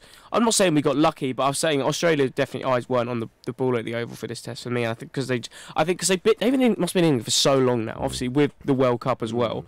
So some of the cricketers playing in both formats. For them, I think it was just like, right, we just want to go home and celebrate now. Yeah. Do you think so? The other thing, the sub stories is, of course, it was Trevor Bayliss' last game. He got presented with some gifts from Joe Root. Do you reckon that it's like most people on the last day at work, where there's like a cake and a card signed by a load of people that you don't even really like, potentially? And also, of course, David Gower and Sir Ian Botham, they signed off for the last time to no doubt be replaced by people who are considerably more diverse than the 2 rather elderly old white men. Yeah, well, it was interesting watching that. And by the way, Sir Ian Botham, he has quite interesting attire, doesn't he? And he signed off in style. Yeah. He looked like he was just going to leave the studio and go straight to a beach. Yeah, well, he was. He actually drank a glass of his own Chardonnay live on air. Well, he looked like he was dressed ready to go to the Caribbean Premier League T20, which is currently going on. Yeah. Like he said, he's straight to watch the Barbados Tridents. Yeah, that's the way he was dressed. That's just fantastic, though, isn't it? That's a man who's stopped caring, isn't it? It's just like, I know, this is it. What is the point? If you know it's your last day, what is the point? We're lucky he put pants on at all. If that was me, it would have just been like... Just a dressing gown. Yeah, just a dressing gown with like a pipe. Yeah. Just shouting things like, back off, Gower! Yeah. It's my last day. Oh, dear. But they have signed off. But it was, I suppose, all in all, how do we look at this? Because it was, look, it ends off on a reasonably positive note. If you look at it on the whole, it has been an extraordinary summer. It was just such a shame that it wasn't the perfect summer, I guess. That's the overriding feeling, though, isn't it? After the most extraordinary World Cup, and especially the most extraordinary Ben Stokes inning to get this back to 1-1, you just wish it would have come to a decider at the other. Imagine that was the decider yesterday, how excited we all would have been. But I think a good point to make here, I think if you're analysing was it deserved, if you look at the test, it was a draw, but obviously it basically was rained off at Lord's. Yes. I would say England were in the ascendancy in that test. And I'm saying if the rain doesn't happen in that test, I think we would have gone on to win that test. Agree. So we would have actually ended up winning the series 3-2 if it wasn't for the weather. But, the British summer weather and all that. Although now it's mid-September and it's 20 degrees. Right, that's my point. And I made that point because then alternatively, they went to Old Trafford. That was the one that's meant to be a draw. You're in Manchester. When do you have 5 days of clear weather? And we pretty much had 4.5 days of clear weather in Manchester. It's something, it's gone down in record books already. They're talking about it even now. I went up there the other day, it was hammering it down, of course. Yeah. And they were talking about the 4.5 days they had of sun. I was there yesterday and it was raining. Of course it was. But just on the fact that 24 degrees down here. Oh, if it wasn't for this weather, we'd have definitely won. If my grandma had wheels, she'd be a bike. All right, you can't just go around saying, "Oh, if we should have done this, we should have done that." It is what it is. I don't think that's the saying, Patrick. No, it is now. I've said it. Yeah, but technically she wouldn't be a bike. I mean, there are a lot of other vehicles with wheels. I mean, if you want to pick holes, then pick it apart. Okay. I just want to do a shameless plea to Tammy Abraham. to choose England. Yeah. That's a bit worrying. Yeah, because so Tammy Abraham is on the fence about whether or not he's going to decide to play international football for Nigeria or for England. And in a way, who could blame him if he genuinely feels as though he's equally Nigerian as he is English, then fair play, which I'm sure he does. And he's got that choice to go and play for either the Super Eagles or the Three Lions. I beg you, Tammy. I beg you. I'm a proud man. I'm not too proud to beg. Please, for goodness sake, pick England. Could this be a negotiation tactic? Just send me in. No. I mean, no, we don't want to do you as a negotiation. We know what happened last time. I know. Yeah, a lot of people lost their lives. Massive explosion. Yeah, no, that's not my thought. No, if you're Tammy Abraham, look, are you going to... Now, look, okay, if there is a real connection with Nigeria, then, of course, this might be legitimate. If there's not... and he does see himself as English, then is this just a case of almost saying, look, I might choose them, like almost throwing like a fake offer to make sure I get picked, which, by the way, he's getting picked for the next squad. Should be. I mean, what a fantastic hat-trick that was at the weekend. All different goals. All different goals, absolutely. Great instinct as well, especially on the first one where he's presented with pretty much an open goal and decided, instead of smashing it into the top corner there, to cut it back because he knew the composure, the precision, everything about Tammy Abraham is sensational. He can head a ball as well. Lovely headed goal. And you're right, the last goal was Connor Cody, left for dead, just quick touch, fired it into the bottom corner. Yeah. And he does. It's amazing. The player that we saw miss the penalty in the whatever it's called, the Super Cup, to see the what Ibiza Super Cup. The Ibiza Super, which, by the way, the Ibiza Cup, they did this random thing where if you scored a goal, they gave you 2 for free. Oh, really? Quite nice, yeah. I thought it was quite cool to sort of, encourage you to play the game. Was it where outside the ground there were a load of really quite scantily clad women who were selling things to you, like, if you come in, we'll give you 5 free goals, and then you get in and there's no goals anywhere. And there's nobody even playing. No. There's nobody on the pitch at all. It's just empty. Yeah, and they reel you in, but it's already too late. Yeah. Oh, you played in the Ibiza Cup. I have, I've been. Yeah. Anyway, Tammy Abraham, we're going to get stuck into this a little bit later on in the show, but he is weighing up now, the Chelsea striker, the Chelsea starlet, whether or not he's going to play for Nigeria or play for England. Sensational hat-trick at the weekend. Pick England, Tammy. He will, I've got no doubt. My point was, when you looked at him after missing that penalty in the Super Cup, would you have seen this now? I don't think many people would have seen this. He looked like a broken man, to be honest. And of course, then he gets all the horrible abuse online, etc., etc. And to come back and score the amount of goals he has, and all of a sudden, we talk about confidence and the difference it can have in a team, in a player. I mean, at the moment, to me, he looks the complete striker. Yeah, and just to note on what Frank Lampard said after the game, he was speaking to Gary Lineker on Match of the Day, and Frank Lampard was asked about the youth policy there, and obviously it's been forced on them slightly, but he came out and he gave a very good interview, actually, and Super Frankie Lampard basically just said, look, the fact is, these youngsters are getting chances, but they deserve them. And you have a look at who scored at the weekend. You got Tomori, you got Mason Mount, and you got Tammy Abraham. 3 of Chelsea's youngsters, all getting on the score sheet. Well done, Frank Lampard. 3 lads that were with him last season. They are. There you go. 3 minutes to 8. Love sport. Please state your reason for this call. I would like to end my home insurance policy. Please state your reason for this call. End my policy. Please enter your 12-digit passcode. Policy ended. Finally. To confirm end of policy, please enter credit card details and pay £50. With Aviva Plus home insurance, you can pay monthly at no extra cost and with no cancellation charges. New Aviva Plus. Insurance the way it should be. Excludes Northern Ireland. Hi, I'm Dean. I work for a successful shipping company in Suffolk. Ever since I heard about people's success with the spokesmansaid.com, I knew I had to investigate for myself. Every time I need to compare car insurance, home insurance and energy bills, I always contact a spokesmansaid.com. This year alone, I saved over £260 on my car insurance and also £585 on my energy bills. I saved big through a spokesmansaid.com, and you could too. With a spokesmansaid.com, fighting for you, saving you money. Oh, it's okay. Let's face it, when your kids are ill, you'd do anything to help them feel better. But remember, antibiotics aren't always needed. You might not realise it, but taking antibiotics when you don't need them puts you and your family at risk of a longer and more severe illness. Help keep your family well. Always take your doctor's advice on antibiotics. Search NHS antibiotics. All better. Before you set off on a long journey, remember to check your vehicle. Are your tyres correctly inflated? And are the treads deep enough? Have you got enough fuel? Is your oil level right? Checking your vehicle doesn't take long, but can prevent a breakdown or accident and save you money. So, before you set off on a long journey, check your tyres, fuel and oil. Highways England, connecting the country. That's for breakfast. Me, Richard Lee, and Patrick Christys here with you until 10 a.m. Of course, we are online, digital radio, and your Alexa smart speaker. Also on YouTube these days. Just simply type in Love Sport Breakfast or Love Sport Radio, and I'm sure we will come up. We've had lots of comments in today. We'll try and read out as many as we can. We're also on WhatsApp, 0208 70 20 558. You can get us on the socials as well, at Love Sport Radio. We're just everywhere these days. We've got loads coming up in the next hour, so do stay tuned. Of course, City lost 3-2 to Norwich. We're going to be talking about that in more detail. Liverpool beating Newcastle, and England winning the 5th Ashes Test. They drew the series 2-2.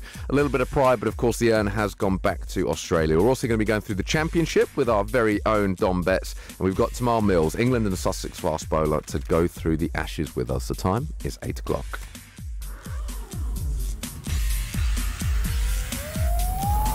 On digital radio, online, mobile and smart speaker. This is Love Sport News. From the Sky News Centre at 8, experts aren't predicting any immediate rise in the price of petrol, despite a drone attack on 2 oil facilities in Saudi Arabia at the weekend, which hit global supplies. It's been claimed by Houthi rebels in Yemen, but the United States thinks Iran was supporting them. President Trump says the US is locked and loaded to respond, but Professor of North American Studies at Tehran University, Mohammad Morandi, doesn't think Iran's to blame. If Iran carried out the attacks, it would have to have crossed over the Persian Gulf. If that was true, which it isn't, is that the Americans are clueless about drones flying over their naval vessels. Some celebs are promising not to publicise the abuse they get on social media to try to silence those behind it. New research claims hate speech is inadvertently being spread on the platforms when insults, put-downs or worse are quoted and shared. Downing Street's playing down expectations of a Brexit breakthrough later. The Prime Minister is meeting the European Commission President in Luxembourg for their first face-to-face talks. Former Wales rugby captain Gareth Thomas is planning to work with Prince Harry to raise awareness of HIV. Yesterday, the 45-year-old revealed he was diagnosed with the virus, vowing to break the stigma around it. In sport, Arsenal captain Granit Xhaka says they were too scared to play their game against Watford. Unai Emery's side let a 2-0 lead slip to draw 2-2 in their Premier League match at Vicarage Road. Xhaka admits the team lacked character. We have a good first half. We score 2-0 up. You go to the dressing room, everything is good. Everyone is happy, and after you come out and we were scared. But in this position we have to show more character, we have to play, we have not to be scared. And Scotland international David Denton's announced his retirement from rugby union at the age of 29 on medical grounds after suffering a concussion injury. That's the latest. I'm Anna Russell. This is Love Sport. At Experian.co.uk, we know being single's no fun. That's why we do everything we can to help you meet your ideal match, your data self. Until I met my data self, I had no idea which credit card was right for me. He was able to show me the ones I was eligible for before I even applied. It really has changed my life. Find out how your data self could help you make better financial decisions at Experian.co.uk. Experian Limited is a credit broker, not a lender, working with selected lenders. Love Sport Radio. On digital radio, online, mobile and smart speaker. This is Love Sport Breakfast with Richard Lee and Patrick Christys.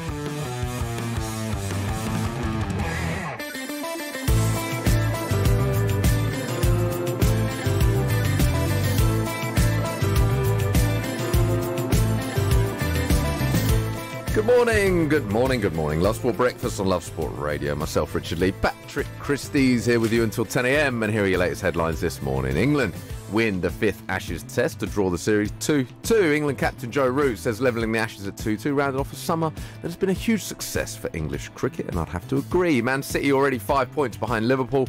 City boss Pep Guardiola refused to criticise any of his players despite the defensive frailties that played a part in the Premier League champions' shock 3-2 defeat at Norwich City. Arsenal bottle a 2-0 lead against Watford, almost losing the game 3-2, ended up drawing 2-2. Gareth Thomas reveals he is HIV positive. Former former Wales rugby captain Gareth Thomas has revealed he is HIV positive, saying he wants to break the stigma around the condition. And Europe beat the USA in the Solheim Cup in a nail-biting finale. They won the last 3 singles matches to seal a sensational 14.5, 13.5 Solheim Cup victory over the US of A at Glen Eagles. This is Love Sport Breakfast. Myself, Richard Lee, Patrick Christys. Big hour ahead. We're going to be talking lots of Ashes. We're going to be talking lots of football, a little bit of Championship as well. We're going to be talking to Tamar Mills later in the hour, which is always good fun. Of course, more boxing. Tyson Fury victorious, although did need 47 stitches. And we're going to talk some front pages as well, because we like to do that from time to time here. Yes, exactly. I just want to start with the Gareth Thomas stuff. So former Wales and Lions captain as well.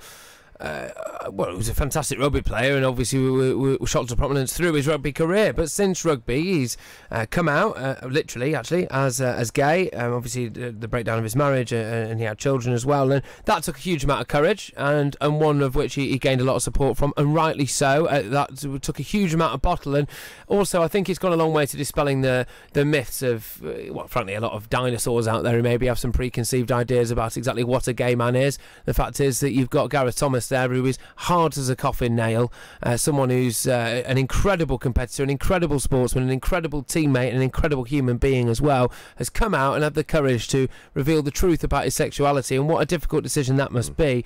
The fact is, he completed an Ironman over the weekend, which is an incredibly difficult feat involving swimming, running and cycling as well, and he revealed that he is HIV positive and has been now for a number of years. The reason why he revealed it is that he said people were blackmailing him to come out. Interesting note to this is that he said, look, he already had a lot of self-stigma and self-shame about being HIV positive. And he said that when he was getting blackmailed, he said people only normally get blackmailed for something that is bad. So something that's a negative. And that added to his sense of shame. He said he was worried that he'd be treated like a leper by people. I just want to dispel some myths, really, around HIV, which is that in England there are about 100,000 people living with it. We're one of the best countries in the world in terms of for our treatment rates and detection rates. And the life expectancy of somebody with HIV in this country is now basically the same as somebody who is HIV negative. And so there is not this stigma that should be attached to it. The idea that I think a lot of people have, which is that if someone's HIV positive, you can just catch it by being near them. It's not the case at all. And if you get it early enough, then actually realistically it doesn't impact on your life in a terms of life expectancy way. And look, Gareth Thomas is the type of bloke who smashed down boundaries in his rugby career. He smashed down boundaries when he came out as a homosexual, and he smashed down boundaries now by having the courage to come out and admit that he's HIV positive, or not even admit like it's something to be ashamed of, like just reveal that he's HIV positive. Well done. I think he's a trailblazer, and I would urge people, you know, be more like Gareth. Without sounding too ignorant, I guess, this is it. Most people, and I'm certainly amongst that, they have no real idea as to what it entails. I know that Magic Johnson, the basketball player, was famous for coming out and making it known, but the impression, again, this is ignorance, but it does feel to me like it doesn't seem to have the impact that it used to have. You mentioned there that the average life expectancy is the same. The general thought is that it's almost a precursor to AIDS. But that's not even the case, is it, from what I understand? No, it's not. No, whatsoever. It's a question of, look, how early you get it detected, of course, and if you then go and stick with the treatment that you can get for it. There is no need in this country now, thankfully, that if you do contract HIV, there is no need whatsoever that needs to turn into full AIDS, and there's no need whatsoever that really needs to impact on your life too much. So there's even medication now that's available where you can essentially limit very, very much so how contagious you are, I suppose, how able you are to pass it on.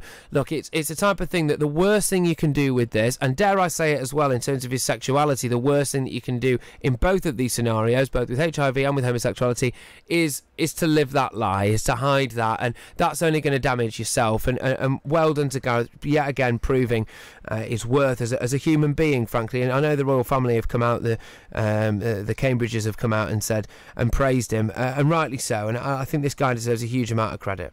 Great stuff. We're going to talk a little bit of the front pages. We haven't really touched too much on the front pages today, but you are a resident expert when it comes to everything politics and front pages related. Yeah, I mean, there's nothing to worry about here on the front of the Times. That's good news. Absolutely nothing to be afraid of. Iran tells the US it's ready for fully fledged war. Oh.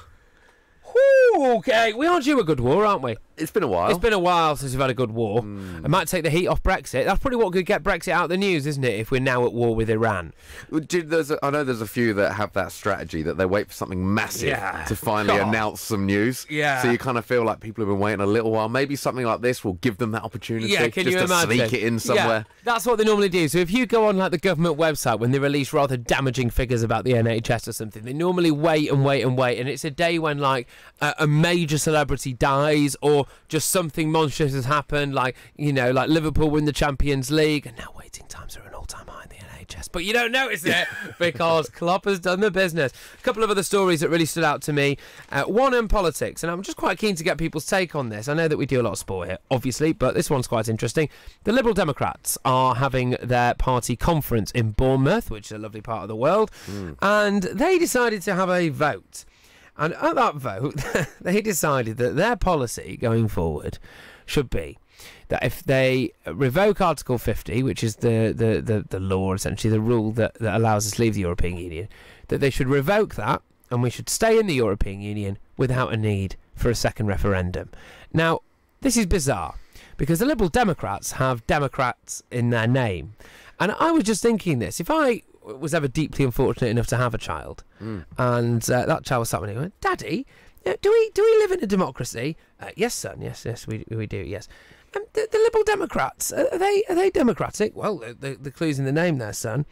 Daddy, are we going to overturn the biggest public vote in British history without a second referendum? Yes, we are, son, yes. Daddy, do we live in a democracy? No, we don't. No, we don't, son. Sorry. So if I got this right, they've voted to essentially not have a vote. Yeah, that's it. Because that's good for democracy, isn't it? That 17.4 million people can go out to vote, but the Liberal Democrats, who of course have got democracy at their heart, want to overturn the result of a referendum without the need for a second public vote. It is nuts. It is absolutely nuts, isn't it, that would happen?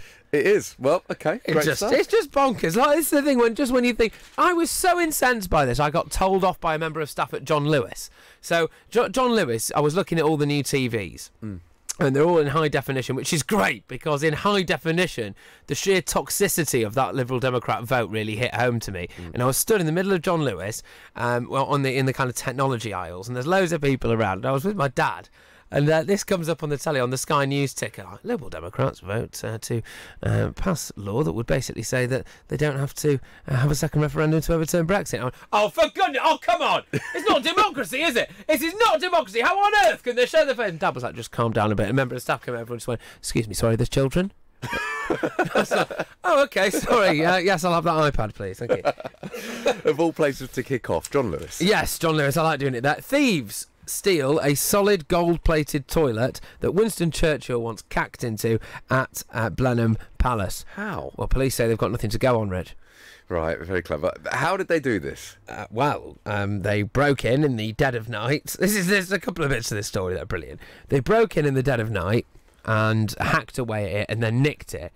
Now, the bloke who is in charge of the security at Blenheim Palace has come out and said, hey, look, this isn't our fault. Well, did you used to have a solid plated gold toilet? Do you have that now? No. I think there might be some security failures. I mean, look, there's not like... We're not going to rank this, but in terms of things that you're going to steal, if they'd have gone in and stole a photo or, a bit of jewellery, then, okay, still not great, but you can get in and out within a few seconds. Yeah.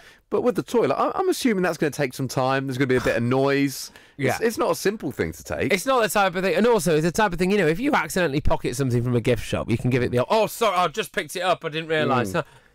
Hey, Mark, where are you going with that toilet? No, I brought it in. I came in with it. Yeah, I came with it. I brought it with me. Yeah. Yeah.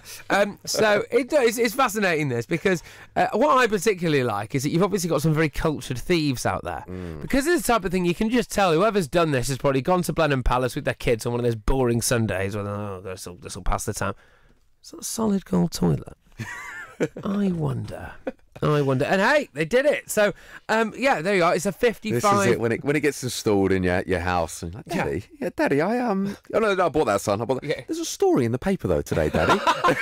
This isn't related, is it? No. I just fancied a gold-plated toilet. £55 worth of solid gold toilet, which will now be melted down to oblivion and probably sold on the black market. So there we are. That's something. I did tell you my story about how I nearly stole the other day. It was accidental, I must say, but I went to the checkout in Sainsbury, and it was actually in a petrol station, so I put all my things on the counter, and I forgot I had a bottle of water under my arm, and the shop assistant said to me, "You're going to pay for that?" And suddenly realised I had it under my arm, and I was like, "Oh, do you know what, sir? I'm rubbish at shoplifting. I'm new to it." Yeah. Did not see kindly to it at all. No. I thought it was quite funny.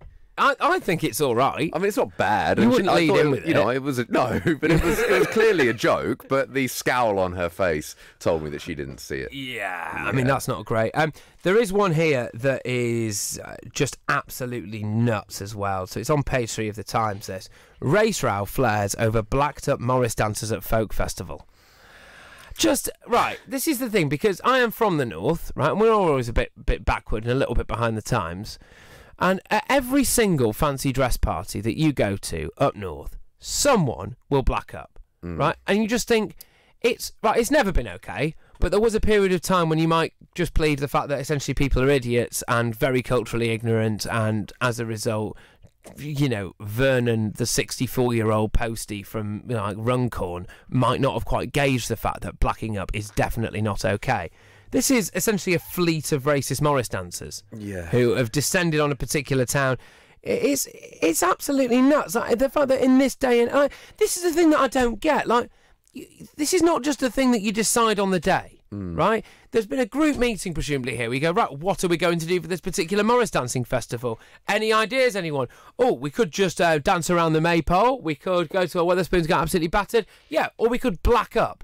No, it is just nuts. How? It's 2019 and people are still blacking up. This is just bonkers. But you could imagine that meeting as it starts to escalate. Oh, that's a good idea. Yeah, the fact is that this has been okayed by so many people. If there was just, you're right, if there was just an individual, and then at some point someone's going to be like, mate, just stop it. Yeah, stop it. Don't do that next time. It's not all right. We'll let you off this time, but it's fine. But the fact there's a group of them that would have escalated, that's a great idea. That would go down so well. It's just nuts, isn't it? It is just nuts that in this day and age you've got people who still don't get the fact that you just absolutely cannot black up. And the argument doesn't work the other way as well. This is what you hear all the time. And I guarantee there's someone listening now who's thinking this. Oh, well, I wouldn't mind if a black person whited up. It's not the same thing, mate. It is not the same thing. Just do not do it. This was a Morris dancing festival in the Yorkshire Dales, the Settle Folk Gathering. So it's an established event in the folk music calendar. And this group of Morris dancers decided that they were going to turn up wearing blackface. It is just staggeringly bad. It is just astonishing. Like I said, it's 2019, ladies and gentlemen. Just grow up a little bit. It's never okay to black up. There you go. Well said, Mr. Patrick Christys. The time is 17 minutes past 8. If you mess with the USA, I guarantee they'll be hell to pay. This is Love Sport. Mr. Davis, to start your car insurance policy, you'll have to pay upfront £850 for the year in one single payment. How does that sound? £850? Yes, Mr. Davis. In one go? Yes, Mr. Davis. Today? Yes, Mr. Davis. In one single payment? Yes, Mr. Davis. What? With new Aviva Plus, we won't ask you to pay everything up front. Everyone pays monthly at no extra cost. New Aviva Plus, car insurance the way it should be. Excludes Northern Ireland. Hi, my name's Bob. I'm a retired civil servant from Durham. I used the advice that a spokesman said gave me to haggle with Sky to reduce my monthly payments from £86 per month to £43 per month, which was a saving of £774 over the 18-month contract. A nice little result, if I say so myself, but it was only due to a spokesman said on his brilliant advice that I was able to do a deal for the new contract. With a spokesmansaid.com. Fighting for you, saving you money. If you're in business, I bet you hate wasting money. We Do Taxi Tops can help you achieve minimum wastage on your advertising costs and maximum exposure. Our revolutionary taxi tops can target your potential customers in the right place at the right time, so your message has the greatest potential for making an impact. We Do Taxi Tops. Visit WEDOOH.com. We Do, the smarter, quicker way of advertising in London, supporting London businesses of all sizes. If you fall asleep at the wheel, you'll put your life in danger, and the lives of others as well. Before you feel tired, pull off the road into a services or other safe area. Drink some strong coffee, and take a quick nap while the caffeine kicks in. If you're having a nap, you've left your lights on, sir. All right, cheers. Think. Don't drive tired. This is Love Sport. Lots for breakfast. Me, Richard Lee, Patrick Christys here with you until 10 a.m. Lots to talk about. Of course, we've gone into detail. Big news. Gareth Williams at the weekend. Gareth Thomas. Sorry, Gareth Thomas. Thomas. Yeah, my bad. Right. Can we dump that, actually, Dom? Big news, of course, Gareth Thomas. We spoke about that in detail. We spoke a lot about the Ashes, of course, which England managed to get a 2-2 draw in the end. Was that enough? Let us know your thoughts. 0208 70 20 558. It has been a big summer for cricket. Not quite the end that we wanted, perhaps, but certainly a positive summer for cricket. I want to touch a little bit more on the football. We're going to be talking Championship shortly with our resident expert, Dom Betts, of course, Fulham fan, Fulhamish podcast. Long-suffering. Not a bad weekend for them, a draw West Brom, of course. We'll go into detail on that. I want to talk a little bit more about Man City and Liverpool, because, of course, City losing in the way they did to Norwich. First time, by the way, Guardiola has lost to a promoted team.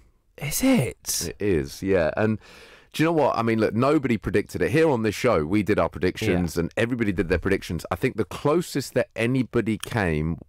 Really? What did you say?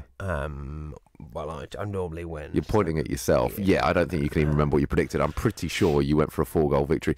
From all the predictions, I think the closest anyone said it would be was 4 goals up, Man City. Really? Yeah, and which we all thought. I mean, who would have thought, given Norwich's defence, you know, they beat Newcastle, but other than that, they've been good going forward, but they've struggled defensively. I wonder how long it's going to be before Pukki, the Norwich striker, just gets a move to a Big Four club and they just bring him off the bench with like 15 minutes to go week in, week out. Well, this is where I guess Pukki's making a bit of a mockery of what's going on elsewhere in the Premier League. Look, I was talking earlier and I was giving Pepe a bit of criticism because I watched him yesterday and I was really unimpressed. Now, I know one game, you can't judge someone on one game, but just some of the fundamental skills that I would expect of a £70 million striker, winger, whatever his position will end up being.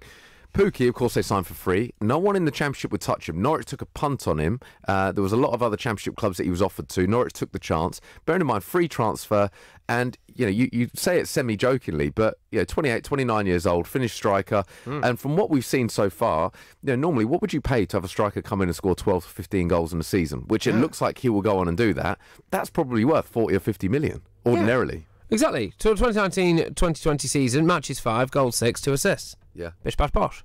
Yeah, that's what you want, isn't it? And he does look genuinely lethal as well. He seems like quite a nice chap, which is, you know, counts for absolutely nothing in football, of course. Because, I mean, if you were dealing with people that you only pick someone if they were a nice chap, I mean, we'd have never got to see Wayne Rooney grace a football pitch, would we? So, I mean, this is sensational now that we've got someone who actually seems like a decent bloke. So, I just think he's class, and it just as we just put to shame a little bit as well, this mockery of, well, here is, you know, just somebody who is valued at 80 or 90 million pounds. I think the argument is as well, with the more we see the youth coming through at various teams, and here you go, there's an example for your Chelsea. Now, had they not have had the transfer ban, do we see as much of Tomori, Mason Mount and Tammy Abrahams? Probably not. Now, we're only a few games in, 5 games in, but what's the valuation now of Tammy Abrahams? Oh, he's only played 5 games, but what are we talking? 40 million, 50 million, 100 million? Like, this is where it's a nonsense. Yet 5 games ago, he's valued at maybe 10 million because of what he's done in the Championship. He's 3 goals off, matching Marcus Rashford's highest ever Premier League goal tally. Is that right? In a season. Which is extraordinary. Yeah. It is extraordinary. And then,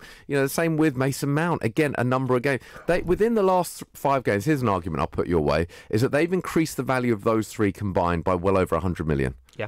Tomori, Mason Mount and Tammy Abrahams. The point being is, had they not have had their opportunity, they would have gone out and signed players of a similar level. Probably not better, but of a similar level, because it's that chicken and egg that the young players go through. How do we know how good they are until they're given their opportunity?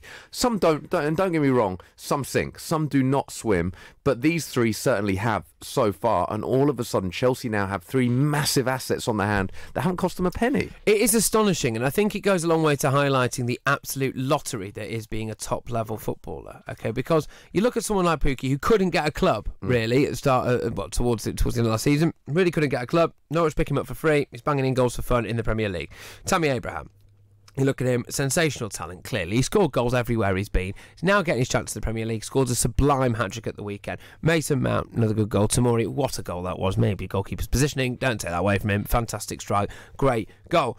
And you look at it and go, right, okay, well, what is the real difference, maybe, in terms of potential and actual current quality between them and several players in the Championship at the moment, maybe even a couple in League One, certainly a lot abroad. And it's not just this ability to actually break through in football, it's the fact that you just need so much luck for it to happen, because there must be so many players out there now who are, all right, maybe Tammy Abraham is better than them, but who are looking and thinking, I can do that. Yeah. I am at that level, and they are stuck playing for a team in League One or the Championship. Well, this is where, and I wonder, we say, does it make a mockery of it? This is where the recruitment side of things, and I won't just say Pepe, because there's a lot of other players that have been bought for a lot of money and we've still got question marks over them. But of course, this is where the recruitment team is vital, because if you're going to spend that kind of money, and for Arsenal, by the way, who've also got a brilliant academy, they have had for year after year, they've got several young players that we're seeing. We saw the likes of like Reece Nelson looks the real deal. Yeah. Maitland-Niles had a tough day yesterday, but from what I understand, he's another player that's going to be a top player. Willock looks like he's going to be a top player. We're seeing Nketiah on loan at Leeds again, scores again yesterday. Looks like he's going to be a top player.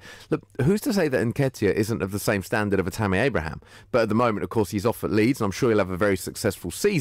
But had maybe Arsenal given Nketiah the chance that they're going to give Pepe, might we be seeing a similar return? And that's the point, is that a lot of the time, I wonder how much of this spending is almost just to appease the fans. It doesn't even matter who you're bringing in. Yes. It's more a case of, we spent 100 million. Fulham did it last year. Look how that turned out. But at the time, the fans are like, well, we can't blame the board because they backed us.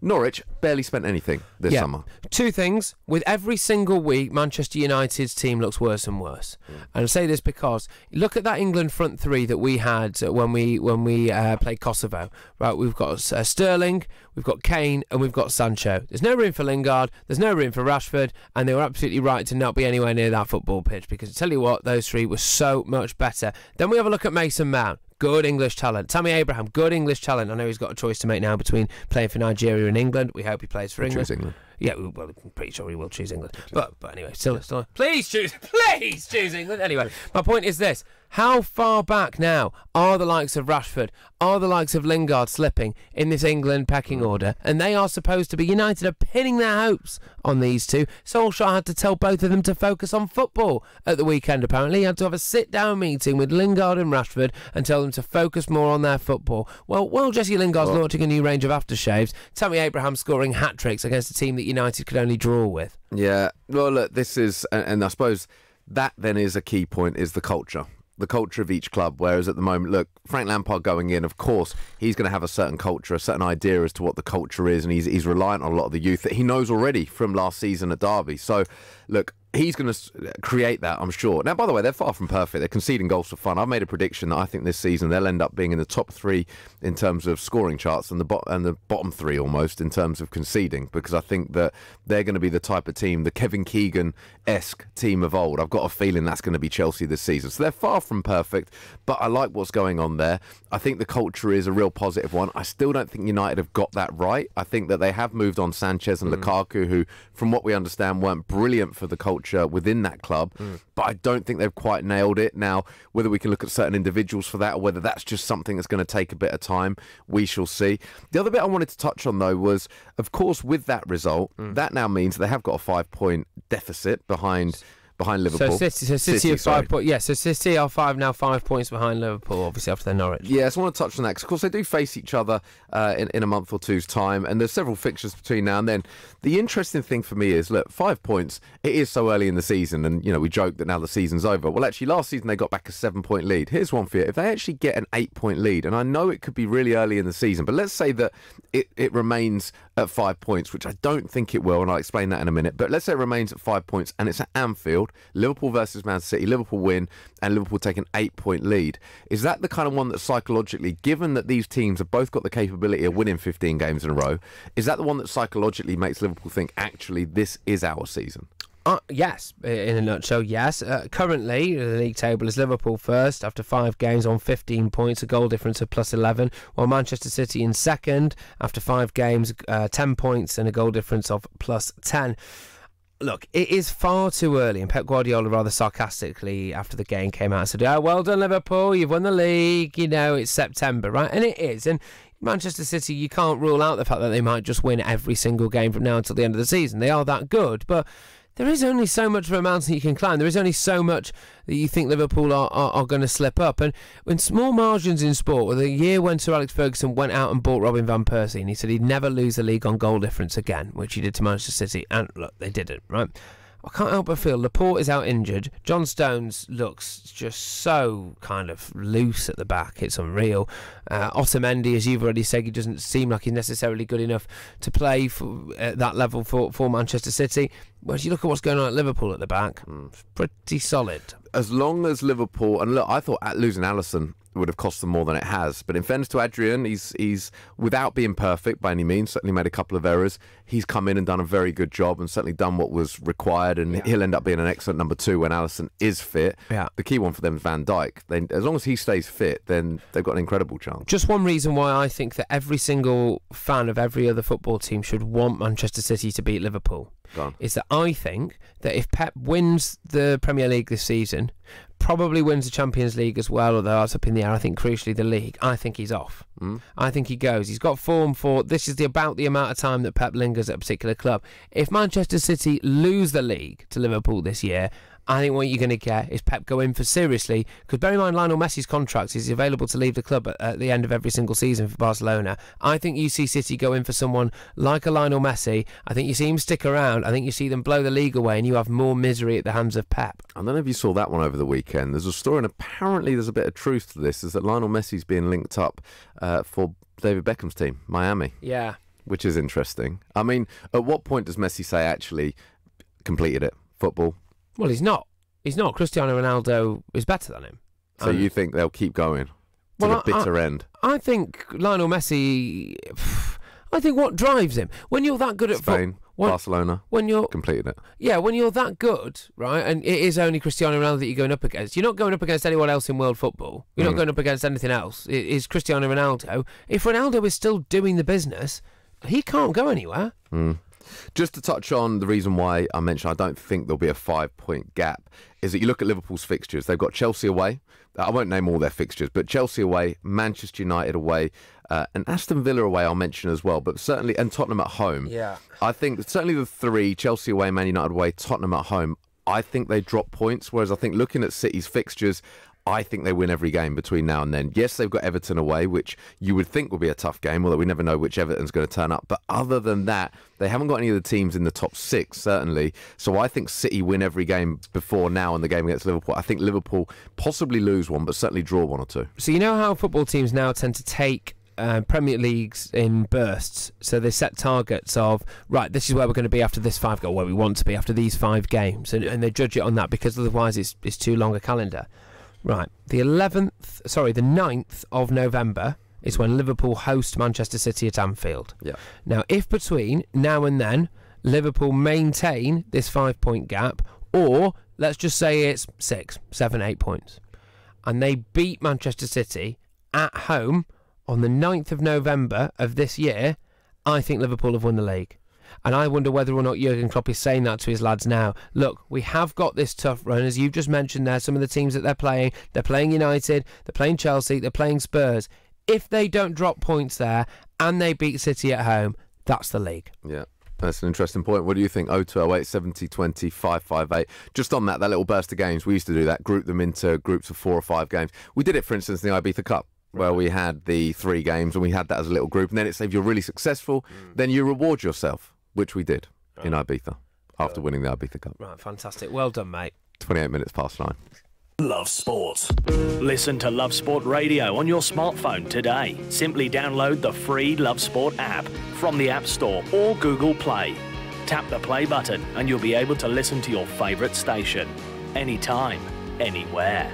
Love Sport Radio, the station giving fans a voice.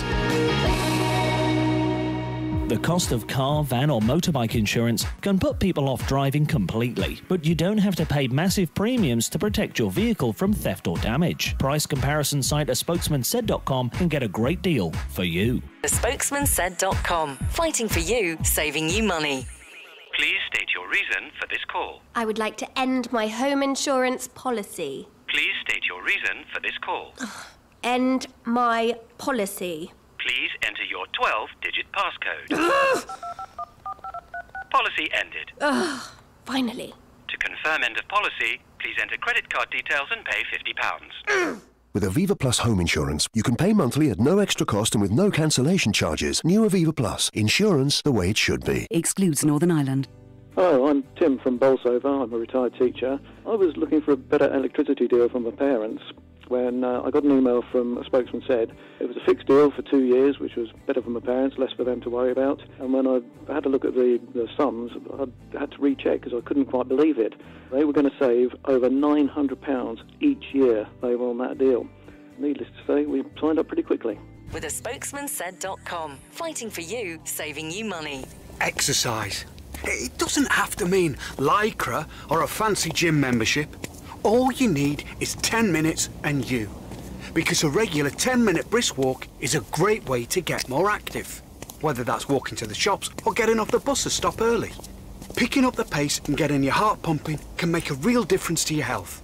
So, to see how much brisk walking you're doing and how you can fit more into your day, download the free Active 10 app, because there's only one you. I love my brother. We do fun things like playing together. I like having hugs with Freddie. Freddie gives the best hugs. Freddie used to be very poorly, and the doctor said he might need a new liver. Then one day, a very nice person gave their liver to Freddie. It was amazing. We were so happy. Now he's around to give me more hugs than ever. Tell your family you want to save lives. To find out more, visit organdonation.nhs.uk. Love sport. That's for breakfast. Me, Richard Lee, and Patrick Christys here with you until 10 a.m. We've gone through all sorts this morning. Of course, we spoke a lot about Gareth Thomas.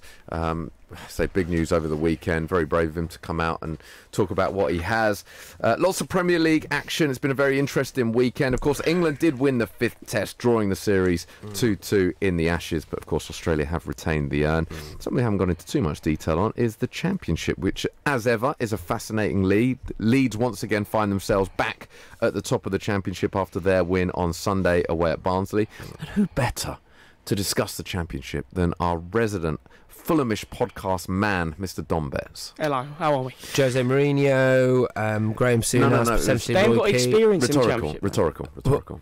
Oh, really? It was one we answered. Sorry, You're right. I already thought of 103. 104. Oh, 104 yeah, that people. guy. Yes. Okay. Yes. I don't know. I don't think Mourinho could do it on a cold Tuesday night in Swansea. No. Yeah, that's a fair point. That's a fair point. And we do have the cold Tuesday night in Stoke in the Championship, of course, because once again they are in the Championship and they are struggling. Yeah, they're holding the rest of the league up. They really are. What? By the way, 1 point from 7 games. I don't think we can overestimate just how bad this is, bearing in mind they have got the biggest budget. Huddersfield, sorry, and Huddersfield. No, do you know what? Huddersfield's bad. No, wait, right. Stoke have got the biggest budget in the league. Okay. Literally the biggest, certainly top 3, but I believe the biggest budget in the league, and they are bottom of the league. Now, I know you get a little bit of bad luck, granted, that happens from time to time. They've had some. They certainly deserve to have more than 1 point from the games that I've seen. However, they're bottom of the league, 1 point from 7 games. This is effectively Man United being bottom of the Premier League, I would say. Yeah, I mean, there's bad luck and there's also just being terrible at football. I mean, they're closely linked. So they lost 2-1 at home to Bristol City. And this, by the way, this probably sums up Stoke's season. They went 1-0 up. They should have been 3-0 up by that point already. They went 1-0 up. And then Joe Allen, who I know the Stoke fans don't like. Really? At all. Wait, no, they really really dislike Why him. not? Why not? Look, I get bits and pieces. I see stuff on Twitter. There was one message in particular. It was scathing. Went through every part of his game and effectively just destroyed him. And that's as a written footballer. by a bloke who watches from the stands because he's not good enough to play himself, is it? It's written by a fan who then a lot of the other fans jumped on and here. Basically, look, it's bad timing. You're 1-0 up and it sounds like it was a silly challenge that then got him sent off on 12 minutes. And they'd started the game brilliantly. Then you've got 10 men for the rest of the game.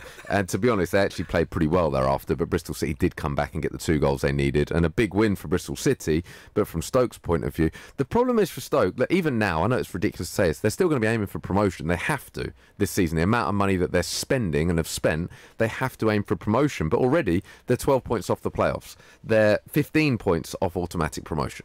Yeah, the biggest, I think Stoke, what they're suffering from is whenever a team's been in the Premier League for a big amount of time, so I'd say anything from 5, 10, 15 years or so, it is hard to bounce straight back up. Well, actually, it's actually easier to bounce straight back up if you are a team who's just recently been promoted, because your club structure isn't suited to being in that league. So, do you know, and I suppose Fulham would be a great example, whereas I think the way that Fulham play is a way in which they're going to concede a lot of goals, but they're going to score a lot of goals.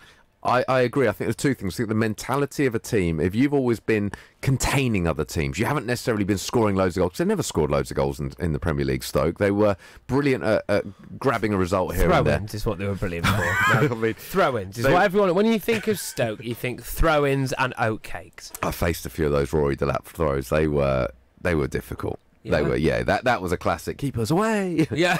that was a classic one of them.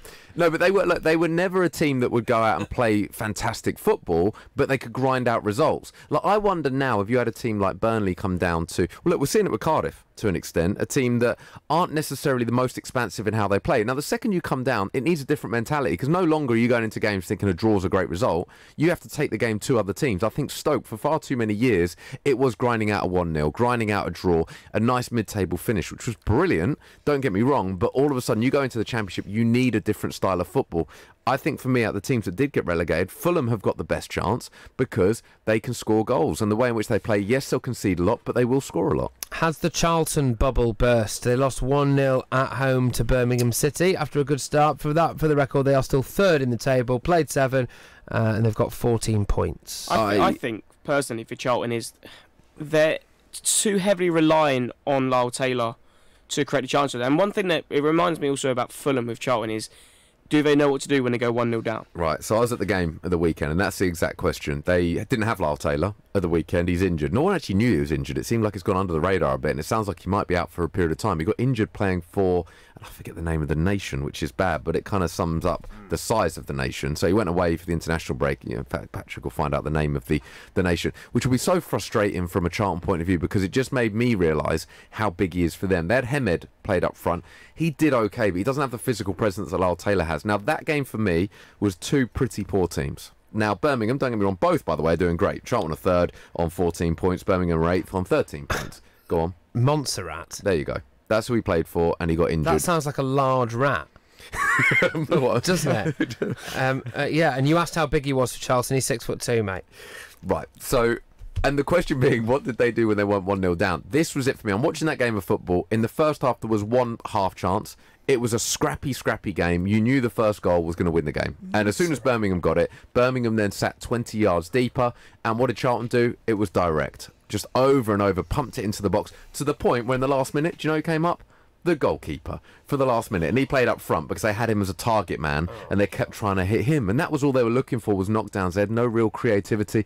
Another point, and it's such a small detail, but at the same time I cannot understand this, the pitch was dreadful. It looked like the grass was really long. Is this a tactic that's being used to try and stop other teams play football, do we think?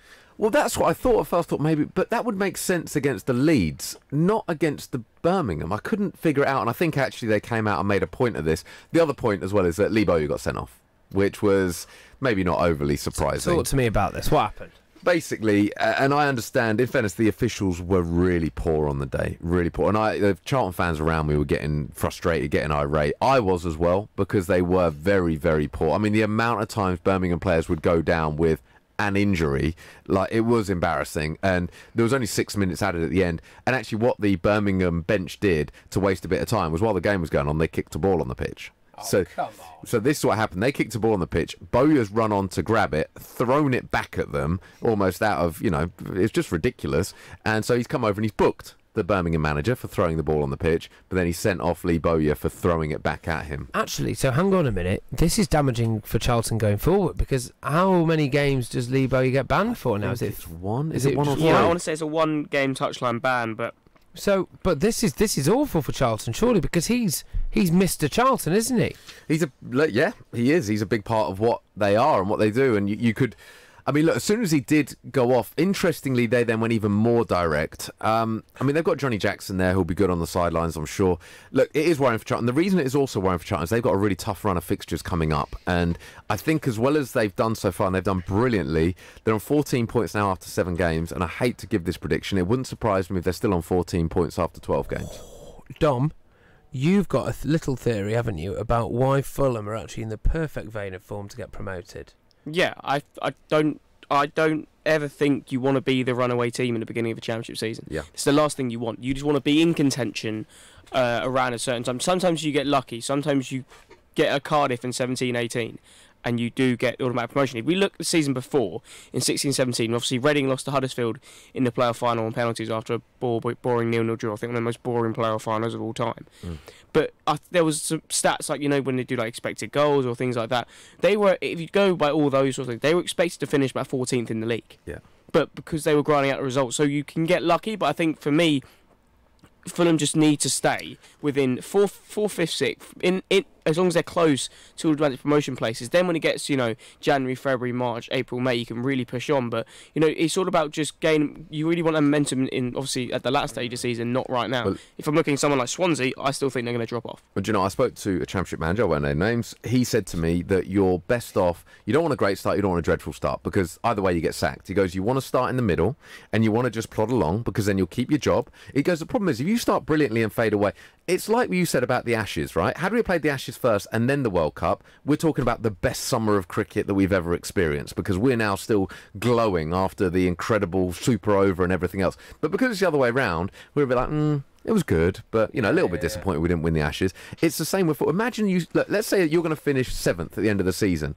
Now, if you finish 7th, but you were top for the majority of the season, then you slip to 7th, the manager gets sacked. Similarly, if you start off bottom of the league like Stoke, he may well get sacked in the next week or two, and you never get the opportunity to actually get to where you're going to finish at the end of the season. So he's right. For the likes of Fulham, they're perfectly placed. Just stay within a few points of the leaders all the time. Don't overachieve. It's kind of what you say to your children. But don't overachieve. You just put pressure on yourself. Is that what you say? I don't know. I say grind them into the dirt, Timmy. Make him cry. Relentless, Make ruthless. him feel the pain. But yeah, I don't know about you, Rich. Just on what you just said there. I was speaking to producer earlier. I won't name names. But I think it's maybe time that we took a quick break and spoke about something else. Okay, what would you like to talk about? Well, I won't name names or anything, but maybe Tyson Fury. I don't know. We'll let the producer, again, won't name names, but he'll decide. Just very quickly then, I won't name names of the team, but there was one of our London teams lost to Blackburn 2-0. The only reason I do this, right, is normally when someone goes and says, and I won't name names, it's because it's a particularly shocking revelation. Like it's something where if you named them, it would cost them their job, their reputation. But he's just gone off speaking to a manager, won't name names, and he said that actually it's better to peak at the end of the season. All right. Look, I wouldn't want to. I wouldn't want to stitch him up with that kind of information. Look, I'm just going to touch on very quickly. Millwall, of course, went down 2-0 to Blackburn. Millwall, I'm a little bit concerned. Tough game that away at Blackburn, but just a little bit concerned for them. Brentford have yet to get going, of course, lost 2-0. QPR, good win. A bit of credit for QPR. Mark Warburton, of course, gone in there, and he's doing brilliantly, to be fair. They're just outside the playoffs, 13 points from 7 games, punching well above their weight, well above their budget. Mark Warburton, of course, I've got a lot of positive things to say about him, and I will name his name. Will you? I will name his name. Previous manager, I won't name names of other ones, but he's one that I do like his style of play, and big credit to them. They're certainly, for me, them and Charlton, of course, are the standout London teams at the moment. We are going to be talking to... Won't name names, mate. Won't name names. Tamar Mills, right after this. England and Sussex fast bowler. I told Melania that she draws her eyebrows on far too high. She looked so surprised. From Ali to Zaha, we've got it covered. Love Sport Radio. Mr. Davies, to start your car insurance policy, you'll have to pay upfront £850 for the year in one single payment. How does that sound? £850? Yes, Mr. Davies. In one go? Yes, Mr. Davies. Today? Yes, Mr. Davies. In one single payment? Yes, Mr. Davies. What? With new Aviva Plus, we won't ask you to pay everything up front. Everyone pays monthly at no extra cost. New Aviva Plus, car insurance the way it should be. Excludes Northern Ireland. Hi, I'm Marilyn from Oxfordshire. My current insurance company quoted £245.08 to reinsure. And a spokesman said, obtain me a price of £173.49 for the same cover.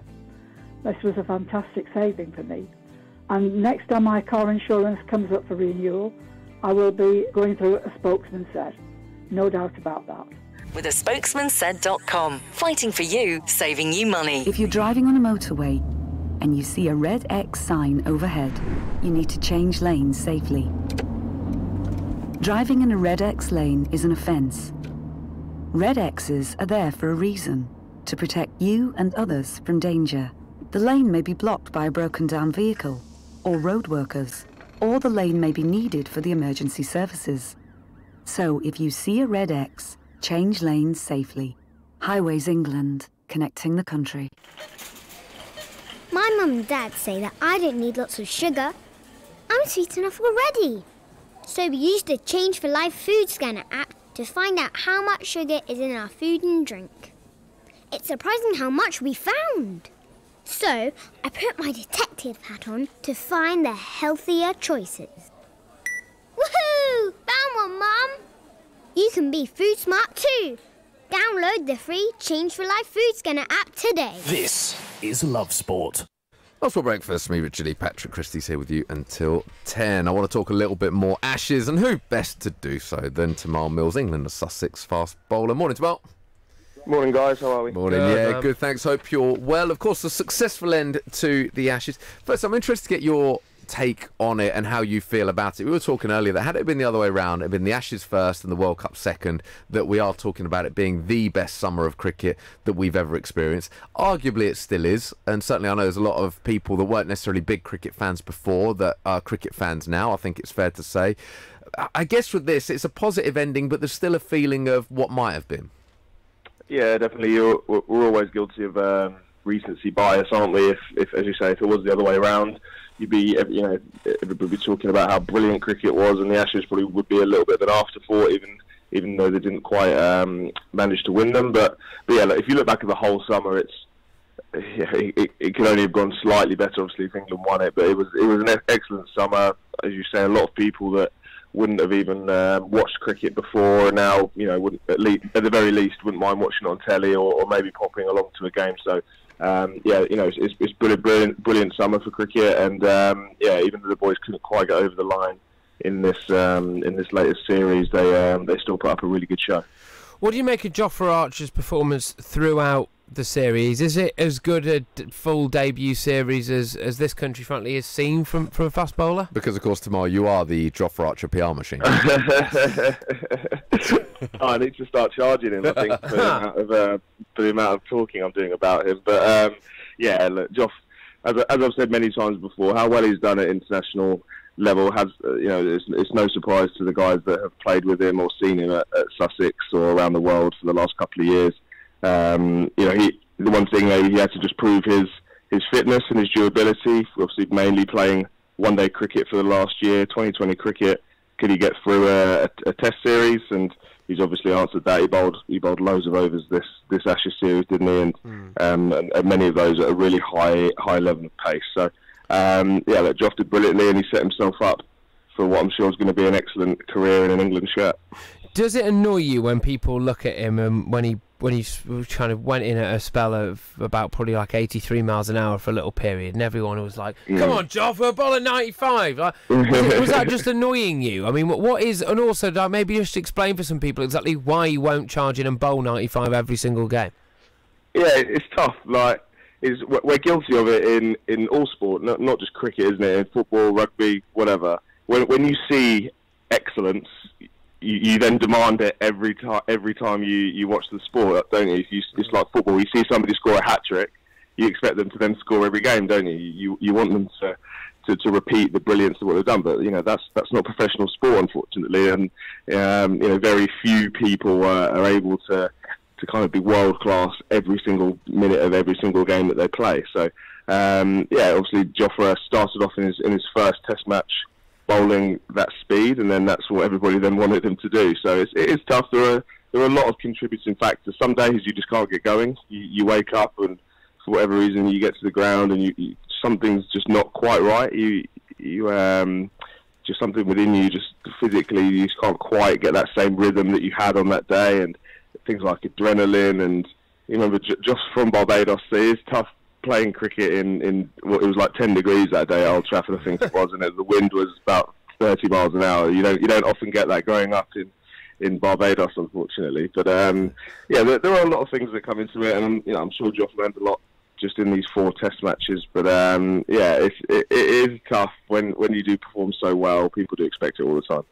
Got a question for you that you'll be able to give us a bit of an insight on, I'm sure. Where, look, of course, cricket's a team game, but something like today, where they've just won yesterday, drawn the Ashes 2-2, but there'll be a lot of players that will come out and they've got huge credit. So Jofra Archer being one, Ben Stokes, of course, being another, and there's a few others that will come out and feel really proud of the last few weeks.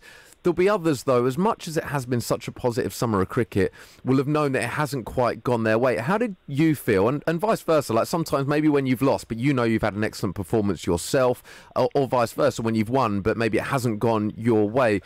Is it, as much as it's a team sport, is it still an individual sport? Do you still come away and it's a case of, I don't know, if you play badly but the team win, you're in a great place, or would you be in a poor place the next day?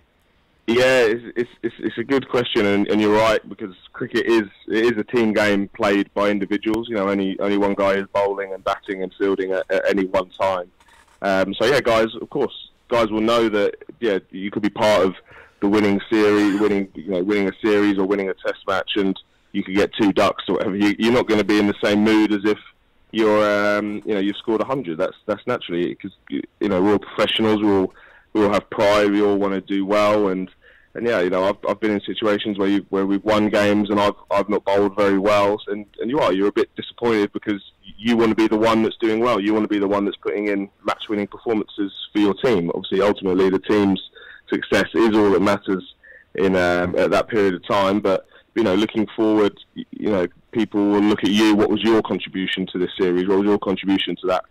Tournament. Do you know what? On that note, like for instance, David Warner. Will David Warner enjoy this, flying back to Australia, having won the Ashes? Will he enjoy this experience, given that his average was, 9 or whatever it was over the series? Yeah, he'll be very disappointed, I'm sure. He'll be happy that they retained the Ashes. And whilst he's on the field and in the field, he wouldn't have sulked or anything. But when you go back to your hotel, when you're away from cricket, you will be disappointed. Of course you will. You've had a poor tournament, and I'm sure David Warner's never had a period like this in his career before. He's an excellent batter. He's been an excellent batter for a long time, and he'll want to kind of take himself away and reassess and see how he can get back to where he wants to be.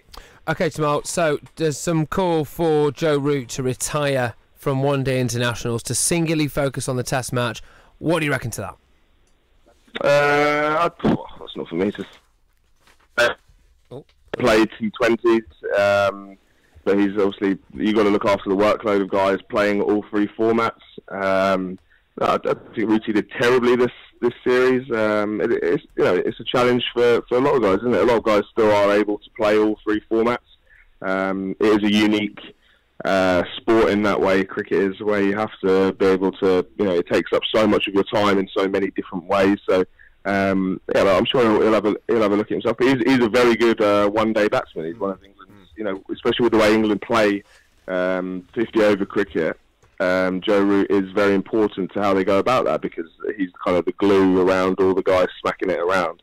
But if you look at his workload, probably for the next year now, it does shift more to 2020. With there's a 2020 World Cup next October, November, I think it is. So England shift and play more T20s than they do 50-over cricket. So if he's not in the T20 side, then he will naturally have a bit more rest for the next 12 months, and he'll be a bit fresher for the Test matches that are being played in that period also. Great stuff, Tamal. As always, thank you. Cheers, guys. Take care. Great stuff. Tamal Mills there, England Sussex fast bowler, giving us his thoughts on England winning the 5th Test, drawing the Ashes 2-2, but of course Australia have retained the Ashes. The time is 3 minutes to 9. This is Love Sport. Please state your reason for this call. I would like to end my home insurance policy. Please state your reason for this call. End my policy. Please enter your 12-digit passcode. Policy ended. Ugh, finally. To confirm end of policy, please enter credit card details and pay £50.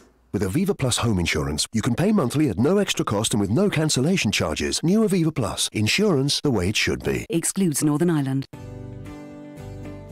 Hello, my name's Paula. I'm from the Shropshire area and I'm a business development manager. I use a spokesman said for my car insurance where I've saved over £500 and also on travel insurance as well. So in total, me and my family have saved about £600. I would definitely use it again and I would definitely recommend it. With a spokesmansaid.com. Fighting for you, saving you money. Driving too close to the car in front gives you less time to react. You may not realise that you're tailgating. Leave a 2-second gap between you and the vehicle in front. When it's wet, leave a 4-second gap. By staying back, you give yourself time to react. Stay safe. Stay back. Highways England, connecting the country. How are you? How are you really? Modern life can be busy, and sometimes it's easier to look after others before looking after yourself. But there's only one you. And making small changes to your lifestyle now could improve your chances of staying healthier longer. So take the first step to a healthier you with our free How Are You quiz. See how you score and get personalised tips and support. From how to eat a little healthier to turning a 10-minute walk into exercise. Just search One You. That's for breakfast. Me, Richard Lee, Patrick Christys here with you until 10 a.m. We are online, digital radio, your Alexa smart speaker, and we're on YouTube these days as well. Thanks for all the comments that are coming in on YouTube. It is appreciated. Just look up Love Sport Radio on YouTube and you'll see us. Lots to come in the next hour. We're going to be talking to Paul Dennett, Australian cricket writer, getting his thoughts on England's victory yesterday. Of course, there is a big game tonight in the Premier League. Aston Villa take on West Ham in the Premier League. Interesting game, certainly at Villa Park. Can they get the better of West Ham, who have looked very good in the early stages this season? We'll also be talking to Jeremy Dale, Love Sports golf expert, reflecting on the Solheim Cup. Brilliant win for Europe in that yesterday. So do stay tuned. As always, get in touch on WhatsApp 0208 70 20 558. It's 9 o'clock. On digital radio, online, mobile and smart speaker. This is Love Sport News. From the Sky News Centre at 9, shares in oil companies like BP and Royal Dutch Shell have opened higher this morning after attacks on 2 facilities in Saudi Arabia pushed prices up. The strikes knocked out 5% of global supply. President Trump's warning the US is locked and loaded to respond to the attack, which America thinks Iran was behind. Tehran denies it. Here's how Foreign Secretary Dominic Raab described the strike. A wanton violation of international law. It's despicable. We stand firmly in support of our Saudi partners. In terms of who's responsible, the picture is still not entirely clear. Some celebs say they'll no longer give publicity to online trolls. The group of TV stars, politicians and sports people have agreed to mute, block and report social media abuse instead. It's claimed hundreds of patients have suffered as a result of NHS mistakes. New data shows around 9 people each week were affected between April 2018 and July this year. The mistakes included operating on the wrong body part or surgical tools being left inside patients. Boris Johnson says he believes passionately that a new Brexit deal can be struck with Brussels. The PM will meet the head of the EU Commission in Luxembourg this afternoon. A report's found the majority of people in the UK don't know meningitis can leave survivors with lifelong health issues. The study by the Meningitis Research Foundation suggests 9 in 10 aren't aware the illness can result in things like blindness or deafness. 10-year-old Matthew Lascelles was diagnosed with it aged 1 and still struggles with speech. Probably me trying to speak to like classmates and I'm like, it's really confusing because it's in my head and like, I'm ready.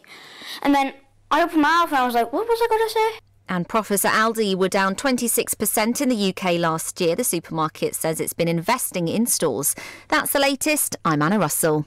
This is Love Sport. It's a sunny day in Admouth, but Tom is stuck at his computer. Oh, Tom, you should be outside having fun. I agree, Admiral, but I need to sort out the home insurance. It was your wife's car insurance last month. Let me help. Thanks to Admiral, Tom can bundle his home and car insurance and get a lovely multi-cover discount. Car and home insurance all in one place. What could be easier? Admiral Multi-Cover. Rewardingly simple. Love Sport Radio. On digital radio, online, mobile and smart speaker. This is Love Sport Breakfast with Richard Lee and Patrick Christys.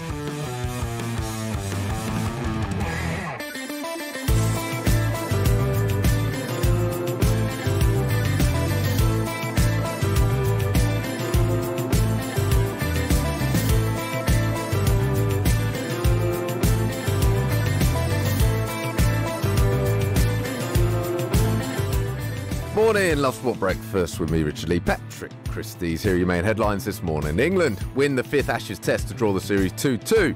England captain Joe Root said levelling the Ashes at 2-2 rounded off a summer that has been a huge success for English cricket. Man City are already 5 points behind Liverpool. Of course, they went down 3-2 to Norwich at the weekend. Liverpool winning convincingly. Is the title over? Let us know your thoughts. 0208 70 25 58. Arsenal bottle a 2-0 lead against Watford and were very fortunate not to lose the game 3-2. They did, however, draw the game 2-2. Arsenal captain Granit Xhaka said the Gunners were too scared as they let the 2-goal lead slip. Gareth Thomas reveals he is HIV positive. Former Wales captain Gareth Thomas has revealed he is HIV positive, saying he wants to break the stigma around the condition. And Europe beat USA in the Solheim Cup in a nail-biting finale. They won the last 3 singles matches to seal a sensational 14.5 to 13.5 Solheim Cup victory over the US of A at Glen Eagles. And we'll be speaking to Jeremy Dale, our resident Love Sport golf expert, about that later on in the show. We're also going to be talking a bit of Aston Villa and West Ham. Of course, they face each other in the Premier League, the final Premier League game of this weekend. The interesting game, that. Just want to touch on that before we get into a bit more Ashes again. Villa taking on West Ham. West Ham have looked pretty good, it's fair to say, so far this season. Since the 5-0 drubbing they took on the opening day, I think that certainly they look like a team that could challenge the top 6, or is that a little bit far for West Ham? Well, they can. You have to look at it and think it's quite wide open at the moment, that spot, because Manchester United are there or thereabouts, Leicester are there or thereabouts, West Ham would have to be considered as well. Do we write Everton off? So, yeah, look, there's every chance, I think, that West Ham could find themselves in that position. Well, look, we'll go into a bit of detail about that shortly. For now, though, I want to talk a bit of cricket. And let's get an Australian perspective with our... Go on. I've just had a look at... So it's Paul Dennett. It is Paul Dennett, our 11th favourite Australian. Just because I think we were mean to him. Because this is a chap who gives his all for Love Sport Radio, and we are very grateful to have him on. But can I just point out, on a very serious note, the guy's a cricketing phenomenon, right? But I've had a look at the actual list of top Australians, because we've had Toadie above him. We've had Holly Valance. Yeah. Being in between Carl Kennedy, who he didn't even know who he was. No, being in between Toadie and Holly Valance, can you imagine? But just on this list, Don Bradman's top. Of course. Steve Irwin is the second, voted the second best Australian. Nellie Melba. Yeah. And Barry Humphries, who's of course known as is it Dame Edna, something like that. Dame, yeah. So there we are, and Jermaine Greer as well, and then Rupert Murdoch. But underneath that, Paul Dennett. There you go. Morning, Paul. Morning, guys. What an introduction. Indeed. Has that healed any wounds, or has that just made things worse? Oh no, to be on any list with Dame Edna, it's pretty cool. Her other creation, or his other creation, Sir Les Patterson. If you ever look at him up, he's a failed Australian diplomat who's drinking and smoking and slobbering up. We'll do some. Maybe that's cool. We'll get on Google now. Well, look, your take on yesterday. I mean, look, firstly, from an Australian perspective, look, we're happy here. It's a victory. It doesn't really mean a lot. Obviously, the Urn's still going back to Australia. How hard and how much did Australia want this to make it a 3-1 victory, or do you think they really care, given that the Ashes are returning, given that the Urn is returning to Australia? Oh, no, they definitely care, and I think they'll be really disappointed. It'll be short-lived disappointment because, from where Australian cricket has come from, to get a 2-all series draw and retain the Ashes is a monumental result. I mean, last Australian summer, we lost to India at home for the first time ever. And India are good, but I was thinking, if we can't beat India at home, there's no way we can beat England abroad. So to get 2-all, to draw the series is great. they just had an off game. England played well. Australia made a few poor decisions. They're a little bit sloppy. And I think they'll be very, very disappointed about the loss. But in time, we'll look pretty fondly back on the series. Yeah. So when I think back about some, really great performers in the fast bowling world, you have Murph Hughes, who was just like an animal, wasn't he? You'd see him get in your face, he would snarl, and of course he famously farted in the middle and told Ian Botham hit that one for 6, which I love. How good was it? How good was it for Jofra Archer to? Thankfully, Matthew Wade, of course, is okay, but for him to hit Matthew Wade and get right in his face and just give it the whole, yeah, that's right, I'm here for you. Did you enjoy to see that?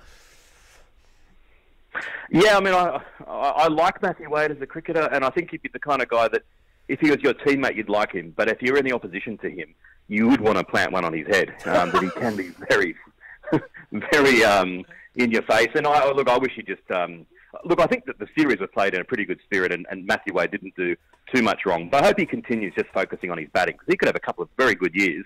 He doesn't need to engage in any of that sort of that nonsense. Got to ask you about David Warner. Take out that one innings. Lovely bloke. Lovely bloke, and obviously we wish him the best. But how much will he enjoy this victory? I say victory, this draw, the retaining of the Ashes. How much will he enjoy it, given that he had a pretty disastrous tournament? He'll enjoy the result in terms of getting the Ashes back, and partially, I suppose, from selfish reasons that enables him probably to be more likely to be picked. That they're less likely to change a side that's had success. But he'll have to look back on this as I was going to say the worst tour he's ever been on, but that'd probably be South Africa. This would be the second worst tour he's ever been on. And I hope they don't dispense with him. I'm sure that he'll come good in Australian conditions. And come the first Test match, he'll be back. I think he averages 60 or something in Australia. So he'll come back, I think, or at least I hope. Patrick, am I right to call it a tournament, or is it more of a series? It's literally a series. It's not so much a tournament. You can't really have a tournament between two teams, can you? Not so much, not so much. Although when you won the Ibiza Cup, obviously, Rich, that was 4 teams. That was okay. All right. Okay. Now, but just on the just returning back to the Ashes, of course. In terms of this England team now, Joe Root is being urged to sack off one-day international cricket and focus on the Test element of it. Do you think there's any logic to that? There's probably some logic to it, but as the player himself, I think you'd be very reluctant to get rid of it. I mean, it's where the crowds are usually around the world the biggest. It's glitzy, it's glamorous. The World Cup in 4 years would be still a huge prize. I think if I was him, I'd be looking to maybe get rid of it in 4 years' time, because you're a long time retired, and one-day cricket has plenty of, and it's very lucrative as well. So I think that would be misguided to get rid of it at this stage. In terms of the umpiring, again, look, you never want umpiring to be on the back pages. I think something's going wrong when it is, but all too often we have seen it there or thereabouts on the back pages, and we've seen some. There was a figure that came out before, which is that around 24% of all umpires' decisions were overturned during this Ashes series, and that is an astonishingly high number, actually. And is there a concern, perhaps, with the standard of umpiring in elite level cricket at the moment? Well, the biggest problem is that the best umpires are from England and the second best umpires are from Australia at the moment. Right. So when they're both precluded from umpiring in the series involving England and Australia, then there is a bit of a dearth in standards. But it's also that there was that many overturned, but there would have been more if Australia had reviewed. I think Nathan Lyon alone had 3 plum LBWs that they didn't even bother sending upstairs. So I think it is tough that in the old days you could give a not-out decision, everyone would look and say, oh, that was probably heading down leg. These days, 10 seconds later, technology proves you wrong. So it is a very, very tough gig. I would love to see it if the commentators had to umpire as well. That have a nominated third commentator who has a red or a green button to press straight away. And I think you'd find that the umpires probably do a better job than the commentators would, because we all commentate about it in hindsight. It's very difficult right there in the moment. Yeah, I've got two revolutionary rule changes to cricket that I want to pick your infinite wisdom on, Paul, if that's all right. But the first one is what you've just said there about the fact that the best umpires in the world at the moment are from England, the second best are from Australia. In the world of DRS and multiple camera angles and just kind of common sense, I suppose, is there any reason why we shouldn't just pick the best, regardless of whether or not their nationalities are the ones playing? I think it's a tempting thing to do. I just think that it would sometimes cause problems. There's no cheating whatsoever. The umpires are all impartial. Maybe they're not always competent, but there's nothing going wrong there. But let's imagine that it had been an English umpire who had made that incorrect decision at Headingley to give the Stokes not out LBW right at the end. That would have just amplified the controversy 10 times. So it's tempting, but I still would resist it. And if it was to be brought in, I don't think it could be brought in all series. I mean, India and Pakistan, you would definitely not want to have an umpire make a decision incorrectly in favour of the home team there. That could be really, really serious. So it's a tough one. I think we have to stick with them being neutral, personally. Yeah, I think we'd end up reading about it, or our children would in textbooks, wouldn't we, about how World War III started, and it just turns out that it was an incorrect LBW somewhere around the India region, and we'd have some explaining to do, frankly, to our grandkids. But just in terms of, as well, the business of the fact that, of course, it's a 2-all series result. Australia retain the Ashes, and that's the rules at the minute. And I don't want to come across as like I've got sour grapes or anything like that, Paul, because you know me. You know that's not me. You know that's not how I do business. But if we had some kind of definitive super over, or, dare I say it, a bowl off between the fastest bowlers of both teams to see who's the speediest, a hit off between the biggest hitters of each team and see who can hit the biggest six, a catch off between the wicket keepers, and get this, a rip off between the two spinners, right, where you just see who can turn it the most degrees for a particular over. Is that the most definitive way of maybe upgrading the super over, providing a bit of last minute excitement and getting a definitive result? Or you could just do what they did in the World Cup and say whoever hit more boundaries can retain the Ashes, especially if that's England. Why not have a penalty shootout? I mean, the England players won the game of football before play. Just get the goals up and do it that way. That'd be pretty cool. Do you know what, Paul? That's exactly what I said, and I got laughed out the studio. I said they could wheel on a goal, and we could just do a penalty shootout, and it'd be hilarious. They'd both be dreadful. The Super Over does make a little bit more sense. It does feel a bit. There was, I say, there's a good chance it can be drawn. Of course, it's 47 years, I believe, since the last time that we actually drew it. So I guess it's obviously quite a rare occurrence. But given the weather in England, there's always a chance you're going to get a draw at least one of the 5 games. So you do just feel it would have been nice in terms of excitement to have something to decide it, and maybe we're just saying that because you guys have retained it, but I do feel it would have been nice to have had something to decide it. Yeah, I agree. And maybe they could have a provision to have a 6th test match, a timeless test match to decide things once and for all. I'd be certainly up for another game, but 1972 the last time that it was drawn, and it was the first time that television had ever covered cricket from England to Australia, that series as well. So it's a long time ago. Wow. So at the start of the series, I was running my mouth off quite a lot about how Steve Smith should never be allowed to pick up a bat in anger again, and this, that and the other. And I'm going to hold my hands up, completely changed my mind. He's done a full U-turn. The guy's a sensation. He's brilliant. I want him to be British just so we can knight him. What's his reaction going to be in Australia? Is he like kind of as universally loved as he probably now is actually in the UK? But also, in terms of how good he is, he had his time out from sport. We know that he gets his wife to like feed him balls in the bowling machine in the middle of the night and stuff like that. Has he managed to turn himself into the best batsman in the world? Well, I think there's certainly an element of that. I've been perplexed how they've sometimes said that they're worried that he trains too much. And I think I might have said to you guys before that no one worries that Roger Federer hits too many forehands in practice. Surely he is the model. I think that most Australians didn't quite have the anger that the English had towards him, that they felt that his was an era of lack of leadership rather than quite as bad as what Warner and Bancroft had done. And so there's a degree of sympathy for him. There are still some Australians who would say he should never play again, and that they won't change their mind. But I think most people have said, okay, he did something wrong, he's been punished for it, let's just celebrate the batsman. The fact that he's got 770-odd runs certainly doesn't hurt. Yeah, you can't train too much. We have Mr. Patrick Christys up opposite me. He practices sarcasm 7 hours a day. There's a reason that he is an expert when it comes to sarcastic comments. You can never train too much. As always, Paul, appreciate you coming on. Thanks, guys. It's been fun. Paul Dennett, as always. Hang on a second. Paul, sorry, because the Ashes is done now. Go on. So we're not having you on anymore, Paul? Is this it? Is this the end of the road? You're leaving us? Are you doing a Gower and a Botham? You can call me up and I'll talk Premier League if you want. Yeah, give it a go. Give it a go. Who do you support, Paul? Who's your team? Well, I'm one of these people that actually backed Leicester a few years ago at 1,000-1. So as a result of that, I did, yeah. Leicester City, I've got a very soft spot for them. Did you actually back them financially, as in terms of at the bookies? I had a miserable 10 quid on them at 1,000. Wow. Someone had put a Premier League table together showing the last 14 games of the previous season and the first 7 games of this, and sort of said this would be the case and Leicester were leading it. And I thought, maybe 1,000 to 1. They're not going to win, but I threw $10 on them. And, it was one of the most enjoyable seasons I've ever observed. That's incredible. Right, all of a sudden, you are no longer our cricket expert. You are our Premier League expert. Yeah. There you go. We made the change. We will be speaking to you tomorrow. What do you do with the money? Probably offset my other gambling losses. And on that note, we'll let you go. Great stuff, Paul, as always. Oh, fantastic. What a man. We're going to be talking a bit of Premier League next.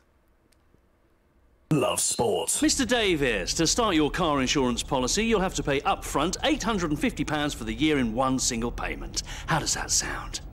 £850? Yes, Mr. Davis. In one go? Yes, Mr. Davis. Today? Yes, Mr. Davis. In one single payment? Yes, Mr. Davis. What? With new Aviva Plus, we won't ask you to pay everything up front. Everyone pays monthly at no extra cost. New Aviva Plus, car insurance the way it should be. Excludes Northern Ireland. If you're in business, I bet you hate wasting money. We Do Taxi Tops can help you achieve minimum wastage on your advertising costs and maximum exposure. Our revolutionary taxi tops can target your potential customers in the right place at the right time, so your message has the greatest potential for making an impact. We Do Taxi Tops. Visit WEDOOH.com. We Do, the smarter, quicker way of advertising in London, supporting London businesses of all sizes. You probably think you're pretty good at multitasking behind the wheel. I mean, you have to multitask to drive. So what's wrong with checking your phone? The thing is, your brain simply doesn't work that way. Even a quick look at a message, or firing off a quick reply, affects your concentration and makes you less able to react to hazards. If you use a mobile phone while driving, you're 4 times more likely to crash. Think. Put your phone away. Before you set off on a long journey, remember to check your vehicle. Are your tyres correctly inflated? And are the treads deep enough? Have you got enough fuel? Is your oil level right? Checking your vehicle doesn't take long, but can prevent a breakdown or accident, and save you money. So, before you set off on a long journey, check your tyres, fuel, and oil. Highways England, connecting the country. Monday is a truly awful way to spend 1/7 of your life, I guarantee it. Love sport. Last Sport Breakfast, me, Richard Lee, Patrick Christys here with you until 10. Paul Dennett, what a guy. What a man. So he's we just had shot Paul above Steve Irwin, this by is the way, in that list. Our Australian cricket writer, always great value. Turns out he was one of those that put a bet on Leicester City at 1,000 to 1. Yeah, put a tenner on. Incredible. What a man.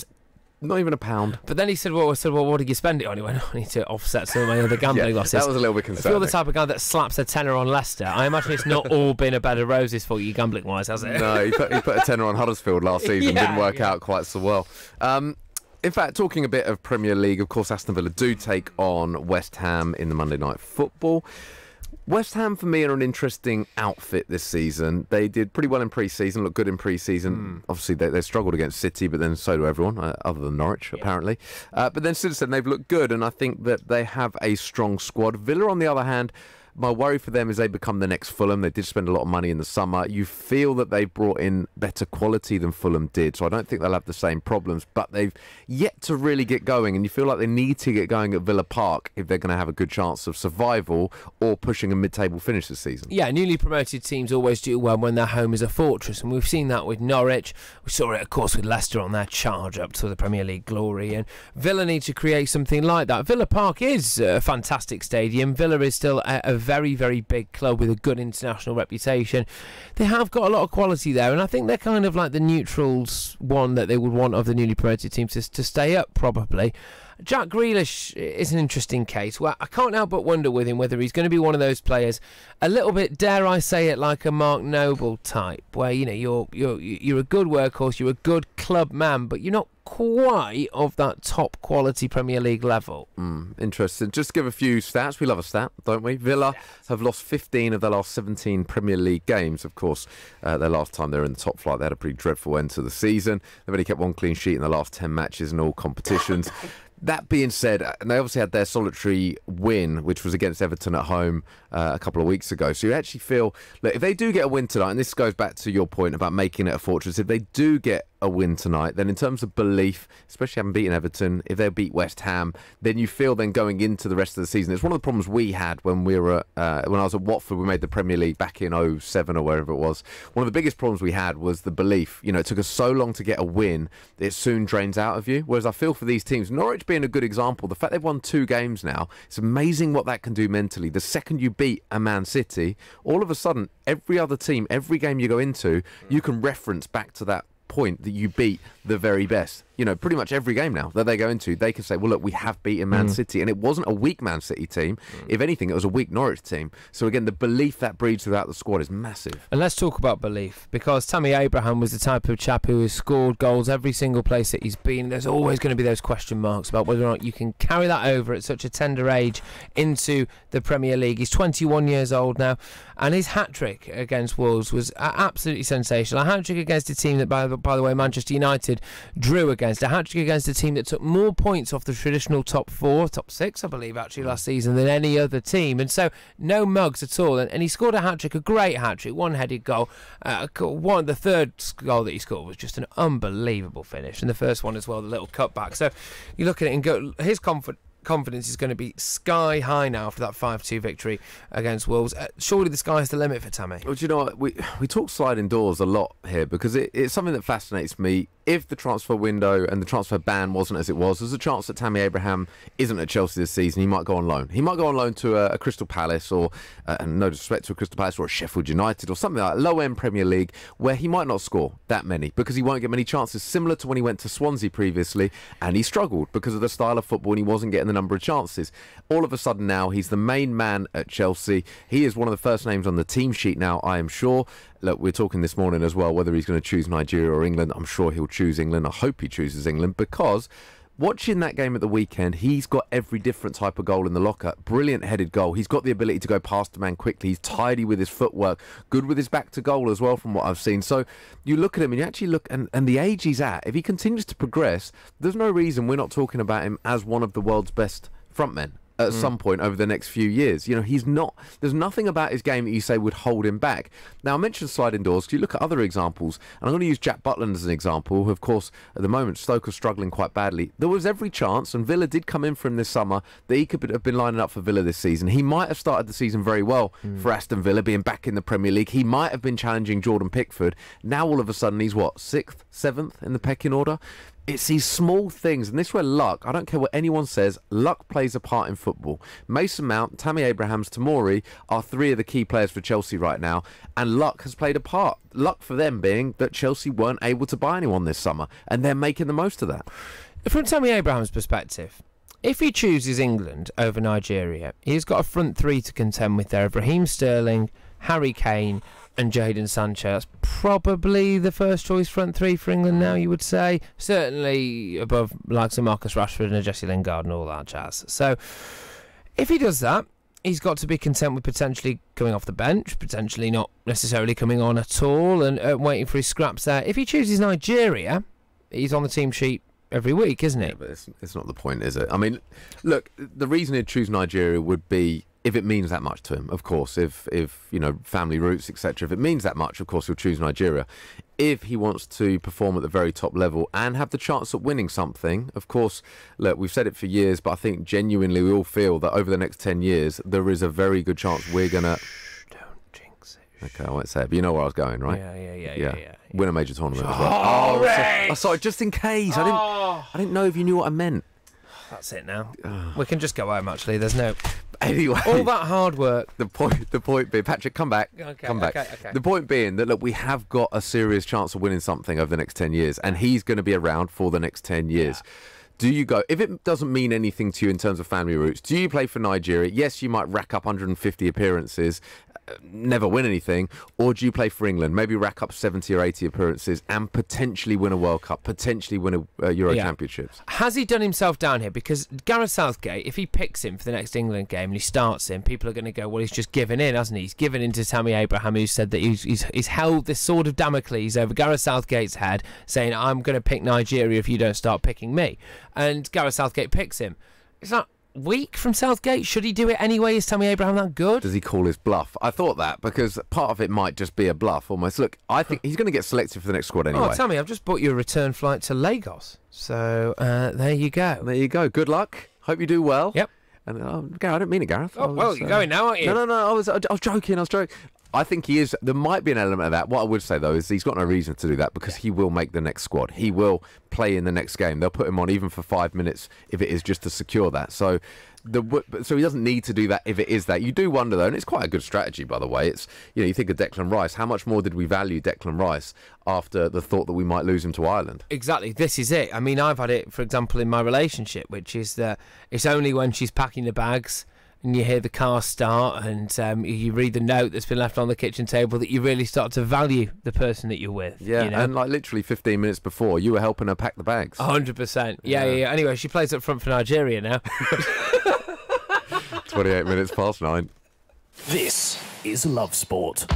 We've all got one, and we're not afraid to put it on display. Our opinions, that is. Share yours now at Love Sport Radio on Twitter, or call us 0208 70 20 558. Love Sport Radio, your fan station. Please state your reason for this call. I would like to end my home insurance policy. Please state your reason for this call. End my policy. Please enter your 12-digit passcode. Policy ended. Finally. To confirm end of policy, please enter credit card details and pay £50. With Aviva Plus home insurance, you can pay monthly at no extra cost and with no cancellation charges. New Aviva Plus. Insurance the way it should be. Excludes Northern Ireland. Stop paying too much for your energy bills. Brian saved money on his at spokesmansaid.com. Can you? I'm Brian from Swadlincote, South Derbyshire, and I saved about £400 on my energy bill with a Spokesman Said. The iSpokesman Said website was very easy to use, and the money I saved I put towards a holiday. Compare home energy quotes from the UK's biggest suppliers in just a matter of minutes with spokesmansaid.com. Fighting for you, saving you money. If you see somebody showing any of the signs of a stroke, you don't have to think about it, you just dial 999. Use the FAST test. F. Face. Has their face fallen on one side? Can they smile? A. Arms. Can they raise both arms and keep them there? S. Speech. Is their speech slurred? T. Time. Time to call 999 if you see any one of these signs. Act fast, make the call, dial 999. Whoa! Look how much saturated fat is in these chocolate biscuits. It's surprising how much is in our food and drinks. For us kids, eating too much saturated fat can lead to harmful fat building up inside, which we can't see, increasing the risk of heart disease or stroke when we get older. So be food smart. Download the free Change for Life food scanner app and start making healthier choices today. This is Love Sport. That's for breakfast. Me, Richard Lee, Patrick Christys here with you until 10 a.m. We're going to talk about their golf. Of course, a massive win, a great win, an exciting win for Europe in the Solheim Cup. Delighted to say we've got Jeremy Dale, our Love Sport golf expert, on the line. Morning, Jeremy. Morning, Rich. Morning, Patrick. Morning. It was quite a nail-biting finale. Quite. It was amazing. I mean, it was as good as any Ryder Cup. It was absolutely fantastic. And yeah, a great advert for the game, for ladies golf, for all of that, and just a reminder of how exciting team golf is. It's a non-Ryder Cup year, of course, and this was just a great way to inject some life into September after the excitement of the major season for the men and ladies that's gone before. Yeah, so Europe run out 14.5 to USA's 13.5 winners. Fantastic stuff, that really, and it went down to Suzanne Pettersson with a 6-foot putt to win it. She's now Retired, actually. They're calling her Superwoman, Jeremy. Why are we calling Suzanne Superwoman? Well, you're quite right. She had the putt that every professional golfer dreams of on the 18th green. This for the whole shooting match for the team, and the team mobbed her at the end, World Series baseball style. It was really great. But she was an interesting pick. Katrina Matthew was very canny, Scottish team captain, and from down the road at North Berwick, and obviously the event was played at Glen Eagles. And Suzanne had a baby and had a wrist injury before that, and hadn't really played much for 2 years, and had only played 3 tournaments this year. And Katrina, obviously, they know each other really well, and she actually went and watched her play in one of the events, and was so impressed with how she was playing, even though she's not played that much competitive golf. She picked her as one of the captain's picks. I mean, it works very similar to the European team. The eight qualify, and then the captain chooses 4. The Americans actually have 2 picks, so Julie Inkster only had a chance to influence the team in 2 ways. But Katrina Matthew at the time went out on a bit of a limb to get Suzanne Pettersen in, and she's got a history of this. She's a great Solheim Cup player, really feisty, really one of those people that gets the job done right at the death. And there were a few of the Europeans that didn't actually do that. There was a bit of toing and froing with the short game on the 18th green. But Suzanne Pettersen was at the end, picked as the last player, and hasn't played much golf, and they trusted her with that final spot, and she delivered and made the captain look good, made herself look good, and then decided that that's it for me. I'm going to retire and go back to Norway, look after my son, have a family, and live a normal life. And what a great story that is. Yeah, what a way to go out. I mean, will this go down in history as the best of all time, Solheim Cup? Well, there have been quite close ones, actually. I mean, it was initiated in 1990, and you might be surprised. I mean, the Ryder Cup for years was just a one-sided contest, and the USA would always win.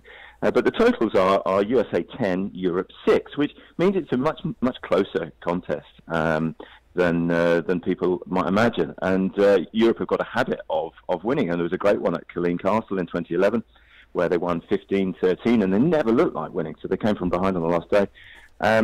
So what was special about this one was that you looked at the board all through the afternoon, and you thought, I don't see where those 6.5 points are coming from, because there were 8-8 after the second day, beg your pardon.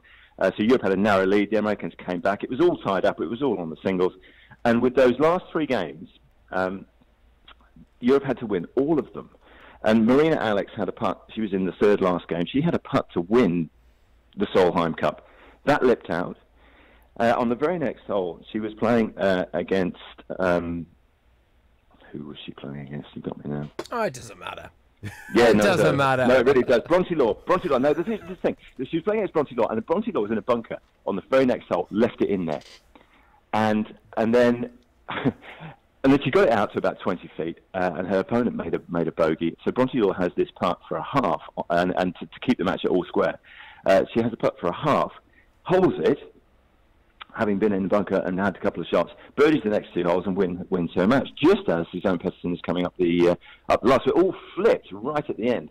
It was just an astonishing win, with the last 3 matches having to be won. There was no room for error. And they all came good, which made it a great finish in a week which, to be honest, the headlines had been about the slow play. It took 6 hours to play. The weather wasn't very good. The whole thing, if you read the comments on social media about people who were attending it, they were going, "Crikey, this is a bit turgid." Some of the golf wasn't that great. The wind wouldn't, and the weather weren't helping. But it rescued itself with a fantastic last day. So yes, one of the great Solheim Cups, absolutely. Just on that, I don't want to suck the life out of this, but I mean the BBC headline at the moment, for example, is don't let this fantastic win paper over the cracks of slow play. I mean, A, yes, let it, because it was a fantastic win. But B, look, are we going to solve this slow play issue? How bad was it? Oh, it was really bad. No. It is really bad. And it's not, I mean, let's be quite clear. This is not just a ladies' golf problem. Yeah. The men, actually the focus has been on slow players and been much more on the men.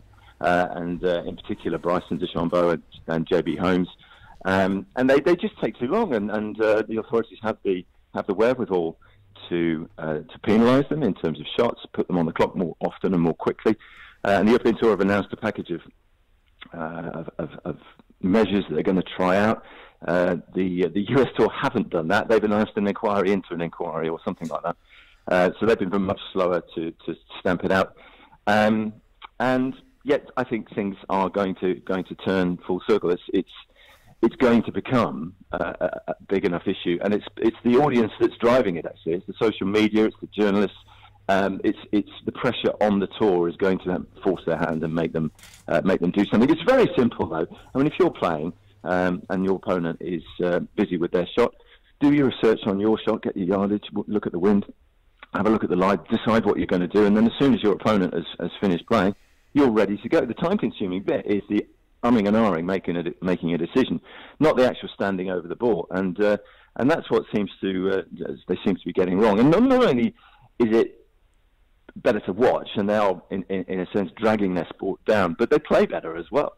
I mean, there was one moment when Lexi Thompson was put on the clock and suddenly speeded up and started making a load of birdies. So it doesn't improve the golf, it doesn't improve your spectating, and it's not going to help. It's not going to help draw people to the game. Great stuff, Jeremy. As always, thank you. Oh, pleasure. Great stuff there. Jeremy Dale, Love Sport golf expert, giving us his thoughts on the Solheim Cup. Patrick, we've covered all sorts of different things. I want to go back to Tyson Fury briefly, because we spoke about him a lot earlier.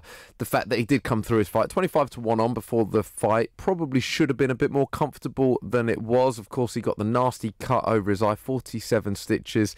Interesting conversation we had earlier with Anson Wainwright, of course, and he was saying a cut like that, of course, there is the worry that it might become a bit of a problem. It's not one of them that you give 2 weeks and it's fully healed. The last thing he'd want is something that is going to reopen time after time. Yes, absolutely. And certainly when you look at someone like a Deontay Wilder, who Fury, of course, has already fought and is likely to fight again. And if he gets hit in the same spot by Deontay Wilder, a bloke who's got fists like slabs of concrete, then that's going to open up. And that is going to be a serious mess. And the danger in that comes mostly from the fact that you can't see out of that eye once it's absolutely pouring with blood. And it's one thing not being able to see out of that eye against a Swedish chap called Otto Wallin, but it's a different thing battling against Deontay Wilder with one eye. In fact, it's lethal, actually, really. You just can't do it. And so that is a massive concern for Tyson. But what I will say on this is this, that Anthony Joshua is currently about to fight in the Saudi Arabian desert a fat Mexican bloke who robbed him of his world titles in a very shock victory in America initially. Now, Tyson Fury was in trouble there. The fight did not go to plan for him. He did look a little bit slow. In fact, his own father has come out and said he was boxing like a kitten, like a shy kitten, like a weak kitten. But he actually got the result at the end of it, and he actually got the victory, and what he overcame there was more than what Anthony Joshua had to overcome that was put in front of him. And I think, again, if anything, it's not changed anyone's opinions of Tyson Fury. If that's the worst day that he has in a ring and he still wins a boxing match, then fair play, right? But doesn't it just highlight exactly how bad Anthony Joshua was when he fought the fat Mexican and lost? I want to ask you about Tyson Fury's attire. He walked into the ring with a Mexican theme, I think it's fair to say, with a sombrero and the gloves in the Mexican colours. Off his nut on tequila, just there, just drinking tequila, mariachi band in tow, just refrying beans over and over again. Yeah. What did you make of it? The beans were bang average. Okay, the look. Sorry, got you right. Okay. Also, just a quick clarification: Tyson Fury was not off his nut on tequila, as far as we know. It's strong. So look, it was Mexican Independence Day. Now, this is an odd thing about Mexican Independence Day, because Tyson Fury was there going, "Oh, I'm doing this for Mexican Independence Day," and all the Mexicans were going, "Yeah," or "Arriba," and then he went, and then after I finished, I'm going to stand by the wall, Trump's wall, and lift people into America, and the Mexicans went, "Yeah." Well, sorry, Mexican Independence Day. You want to go and live in America? What's all that about? Didn't quite think that one through. Yeah, it's just a bizarre one, isn't it? It is, but look, it was another victory for Tyson Fury, so he is still on track for a fight against Deontay Wilder. I mean, look, what's the next step now for Tyson Fury? Because he's going to have to wait a period of time, obviously, to get himself fully fit again. Again, we mentioned it's only a cut, so he can train, he can carry on in the same vein, but of course, the timing of the next fight's important. Only he will know how bad this cut is. Only he will know how quickly he heals, and everyone's different. Everyone is different when it comes to that kind of stuff. That is a massive, massive wound, though. 47 stitches is no laughing matter. Look, he still wants the big fights. He's got them in him. He's 31 years old now, I believe.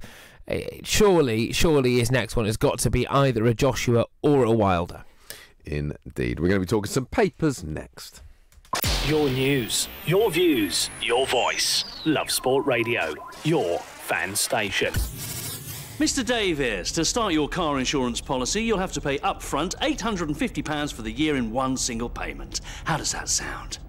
£850? Yes, Mr Davis. In one go? Yes, Mr Davis. Today? Yes, Mr Davis. In one single payment? Yes, Mr Davis. What? With new Aviva Plus, we won't ask you to pay everything up front. Everyone pays monthly at no extra cost. New Aviva Plus, car insurance the way it should be. Excludes Northern Ireland. Can you save money on your car insurance? Chris did, with a little help from a spokesmansaid.com. Getting real people, real savings. I'm Chris from Leicestershire, a truck driver. I went on a spokesman's set, which was very straightforward and easy to use for an old git like myself, and saved over £300 on my car insurance. Find quotes from over 100 leading insurance providers at a spokesmansaid.com. Fighting for you, saving you money. There are many things a mother can pass on to her baby. Her smile, her eye colour, and her immunity to whooping cough. Whooping cough is a very dangerous illness for young babies, and at the moment it's spreading fast. A simple vaccination during your pregnancy can help to protect your baby in their first weeks. Please speak to your GP, nurse, or healthcare professional and pass on your immunity. Oh, it's okay. Let's face it, when your kids are ill, you do anything to help them feel better. But remember, antibiotics aren't always needed. You might not realise it, but taking antibiotics when you don't need them puts you and your family at risk of a longer and more severe illness. Help keep your family well. Always take your doctor's advice on antibiotics. Search NHS antibiotics. All better. I am a god in Scotland. They've never seen anyone live to 70. This is Love Sport. That's Sport Breakfast. Me, Richard Lee, Patrick Christys here with you for another 15 minutes or so. And then, of course, Martin Bell is up next. His brilliant show. Do stay tuned for that. Of course, we'll be back tomorrow at 6:30. Dom Betts has come to join us for the final furlong. Good morning, Dom. Good morning. Good morning. What stories do you bring this time? Well, we'll go back to football, and it's about Kevin De Bruyne. He said he's not really too bothered about this 5-point gap between Man City and Liverpool, and I think he's right. I think that, they came back from a further distance last season. It's only 5 points. If Liverpool drop points, which it doesn't look like they're doing, but they are playing more of the top 6 in the next 2 months before they play City on the 9th of November. So I think he is right, but yeah, he's laughed off the 5-point gap between the two of them, and yeah, he said last season we were 7 points behind. It just happens. Of course we want to win every game, but it's difficult. That is possibly the most footballer post-match quote I've ever heard. Oh yeah, classic cliches, perfect. What I'd say is, I wonder whether this season will be the season we saw City go unbeaten. We talk about the Invincibles for the Arsenal team, whether we'd have that again, and if there is a team that's going to do it, then certainly Liverpool and City look well placed. Liverpool so close last season, of course, only the one defeat. So that's not going to happen now, of course. The other part to it is, though, consider that when they won the league, 100 points, 98 points. 100 points, they only dropped 14 points the entire season. They've already dropped 5 after 5 games. So, I mean, look, it's not a big deal. They're still averaging 2 points a game, which is normally gets you there or thereabouts. But they've already dropped 5 points. Really, they're going to replicate that 100-point season. They've only got another 9 points they can drop. I just wonder whether or not Liverpool are a little bit like the Jeremy Corbyn of football. Okay, so they like being a strong opposition.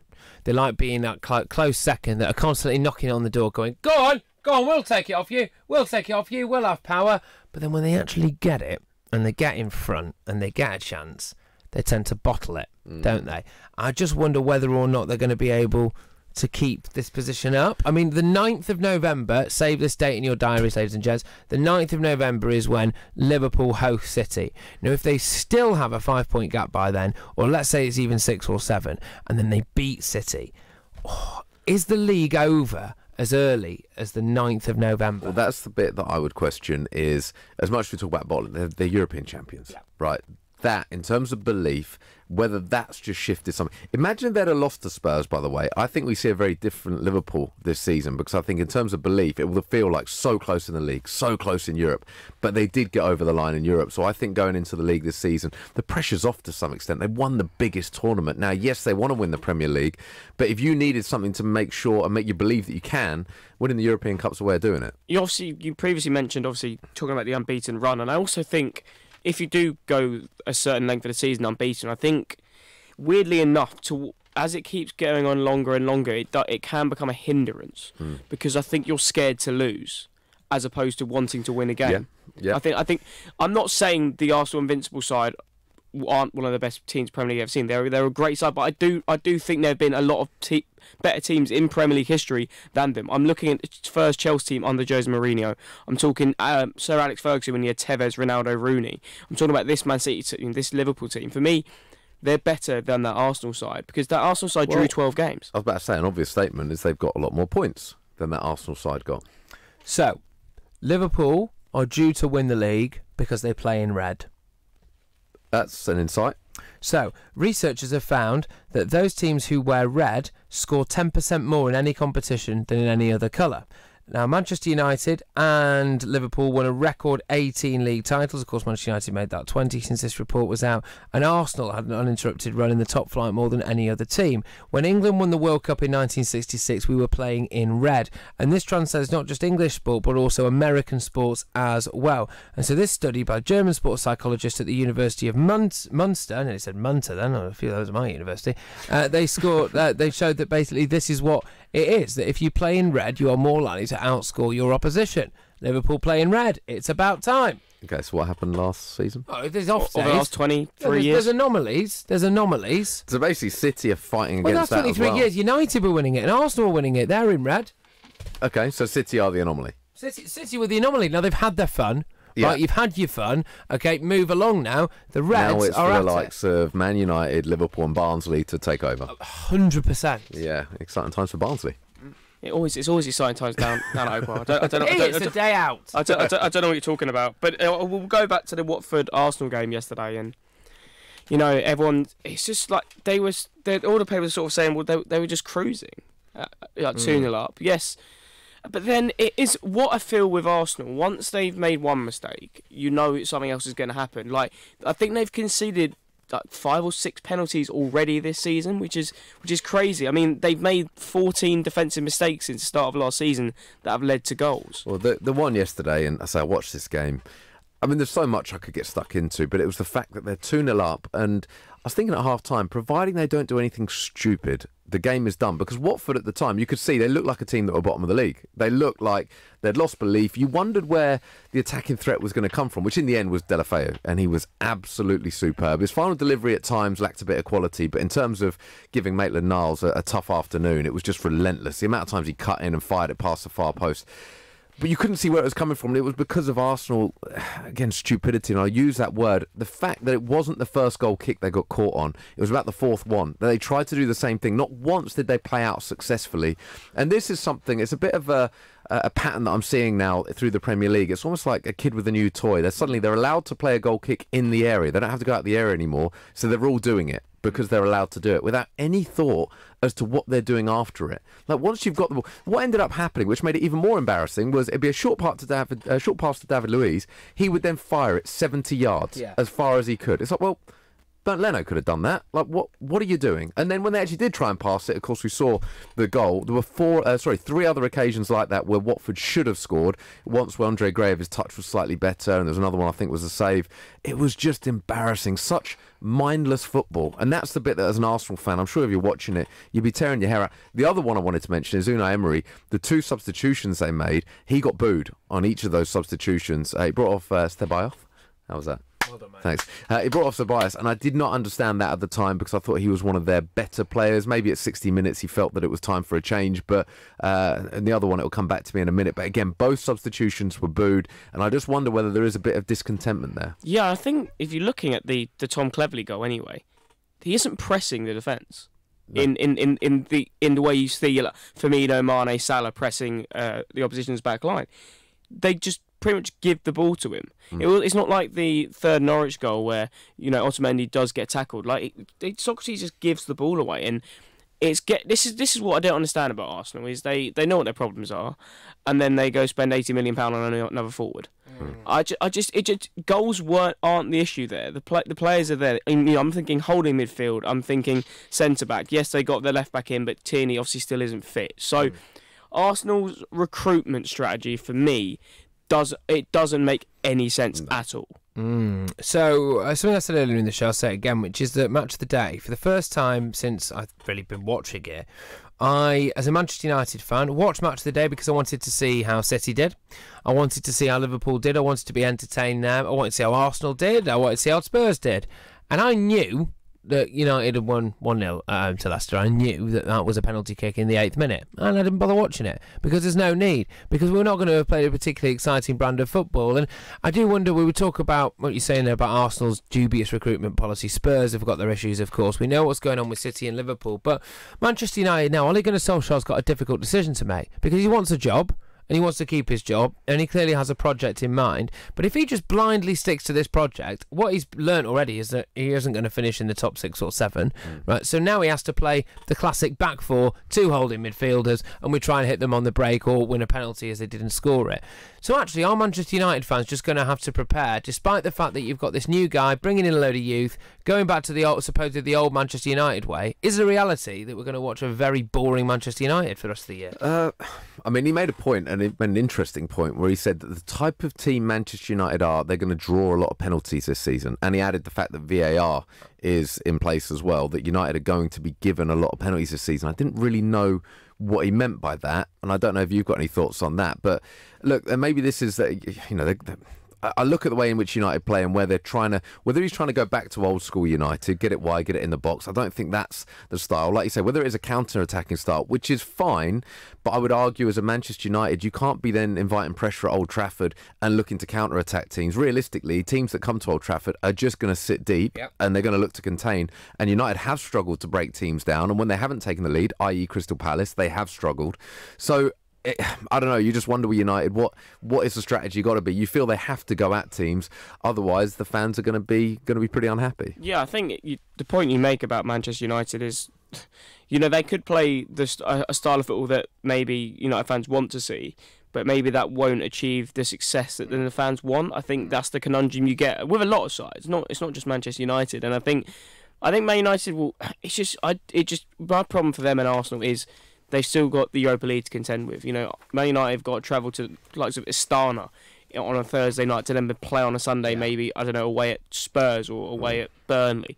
So it's going to be tough for them, and I just don't think they have the squad depth, same with Arsenal, to compete at this level. Because I think Arsenal's problem is they've got probably a top 3 or 4 first 11, but they've only got a top 10 squad because there just isn't any depth there. Yeah, and what it shows to me about this with Manchester United is, if Solskjaer was confident that he had the full backing of Ed Woodward, then actually I don't think he'd have reverted to the kind of 2 holding midfielders, the slow play, because he would have been told, look, this is a project of which you are at the top of, and you are going to be given this amount of time, more than a season, 2 seasons, etc., to see this through. Breed and blood the style of play, a little bit like Jurgen Klopp did at the start, where he kind of blooded through this style of play, and then it's your second and third season really, when it really kicks on. Well, Solskjaer obviously isn't feeling that secure, because he's not doing that, is he? No, I mean, I suppose the one positive about this season for United are the 3 players that he's brought in have arguably been the best 3 players. I think Daniel James, I mean, no one would have expected. You're bringing in a player for that amount of money at that age. He is a project, yet he's been the standout player, arguably. I think Harry Maguire, credit to him, never easy when you got that price tag on your head. I think he's come in, and the fact that we've seen such little about him is a compliment to him. Had he come in and not worked, I'm sure we'd have seen headlines, but so far he's been very secure. The fact they got a second clean sheet of the season as well at the weekend would have been nice for him against his old club, of course. And Wan-Bissaka, look, I think they're seeing what they paid the money for. Again, another solid player, but It still isn't quite right. The composition of the squad still doesn't look quite right. The culture we've touched on a bit, and a few of the things that are being leaked out of Old Trafford make you wonder whether they've got the culture that they used to have. And maybe it's not a case of going back to that, but they do need to create a new culture because it's not quite right at United. Tell you what United will point to and what Solskjaer will point to, they're fourth in the table. In a weekend where Manchester City lost, Arsenal threw away 3 points, you look at Manchester United and you go, well, they are fourth and they're level on points and just one behind on goal difference with Spurs. Maybe, just maybe, at the end of the season, if Solskjaer can pull it out of the bag and we see a top 4 Manchester United, it won't really matter whether you've got McTominay and Matic and an actual, seriously, like, real brick wall in front of that back four if they get the results. And on that note, we draw to a close. We're back tomorrow at 6:30. Mr. Martin Bell is coming up next. Fantastic show. Thanks, Dom. Thanks, Patrick. My name's Richard Lee. Do stay tuned. You're listening to Love Sport. It's 3 minutes to 10. Love Sport. Please state your reason for this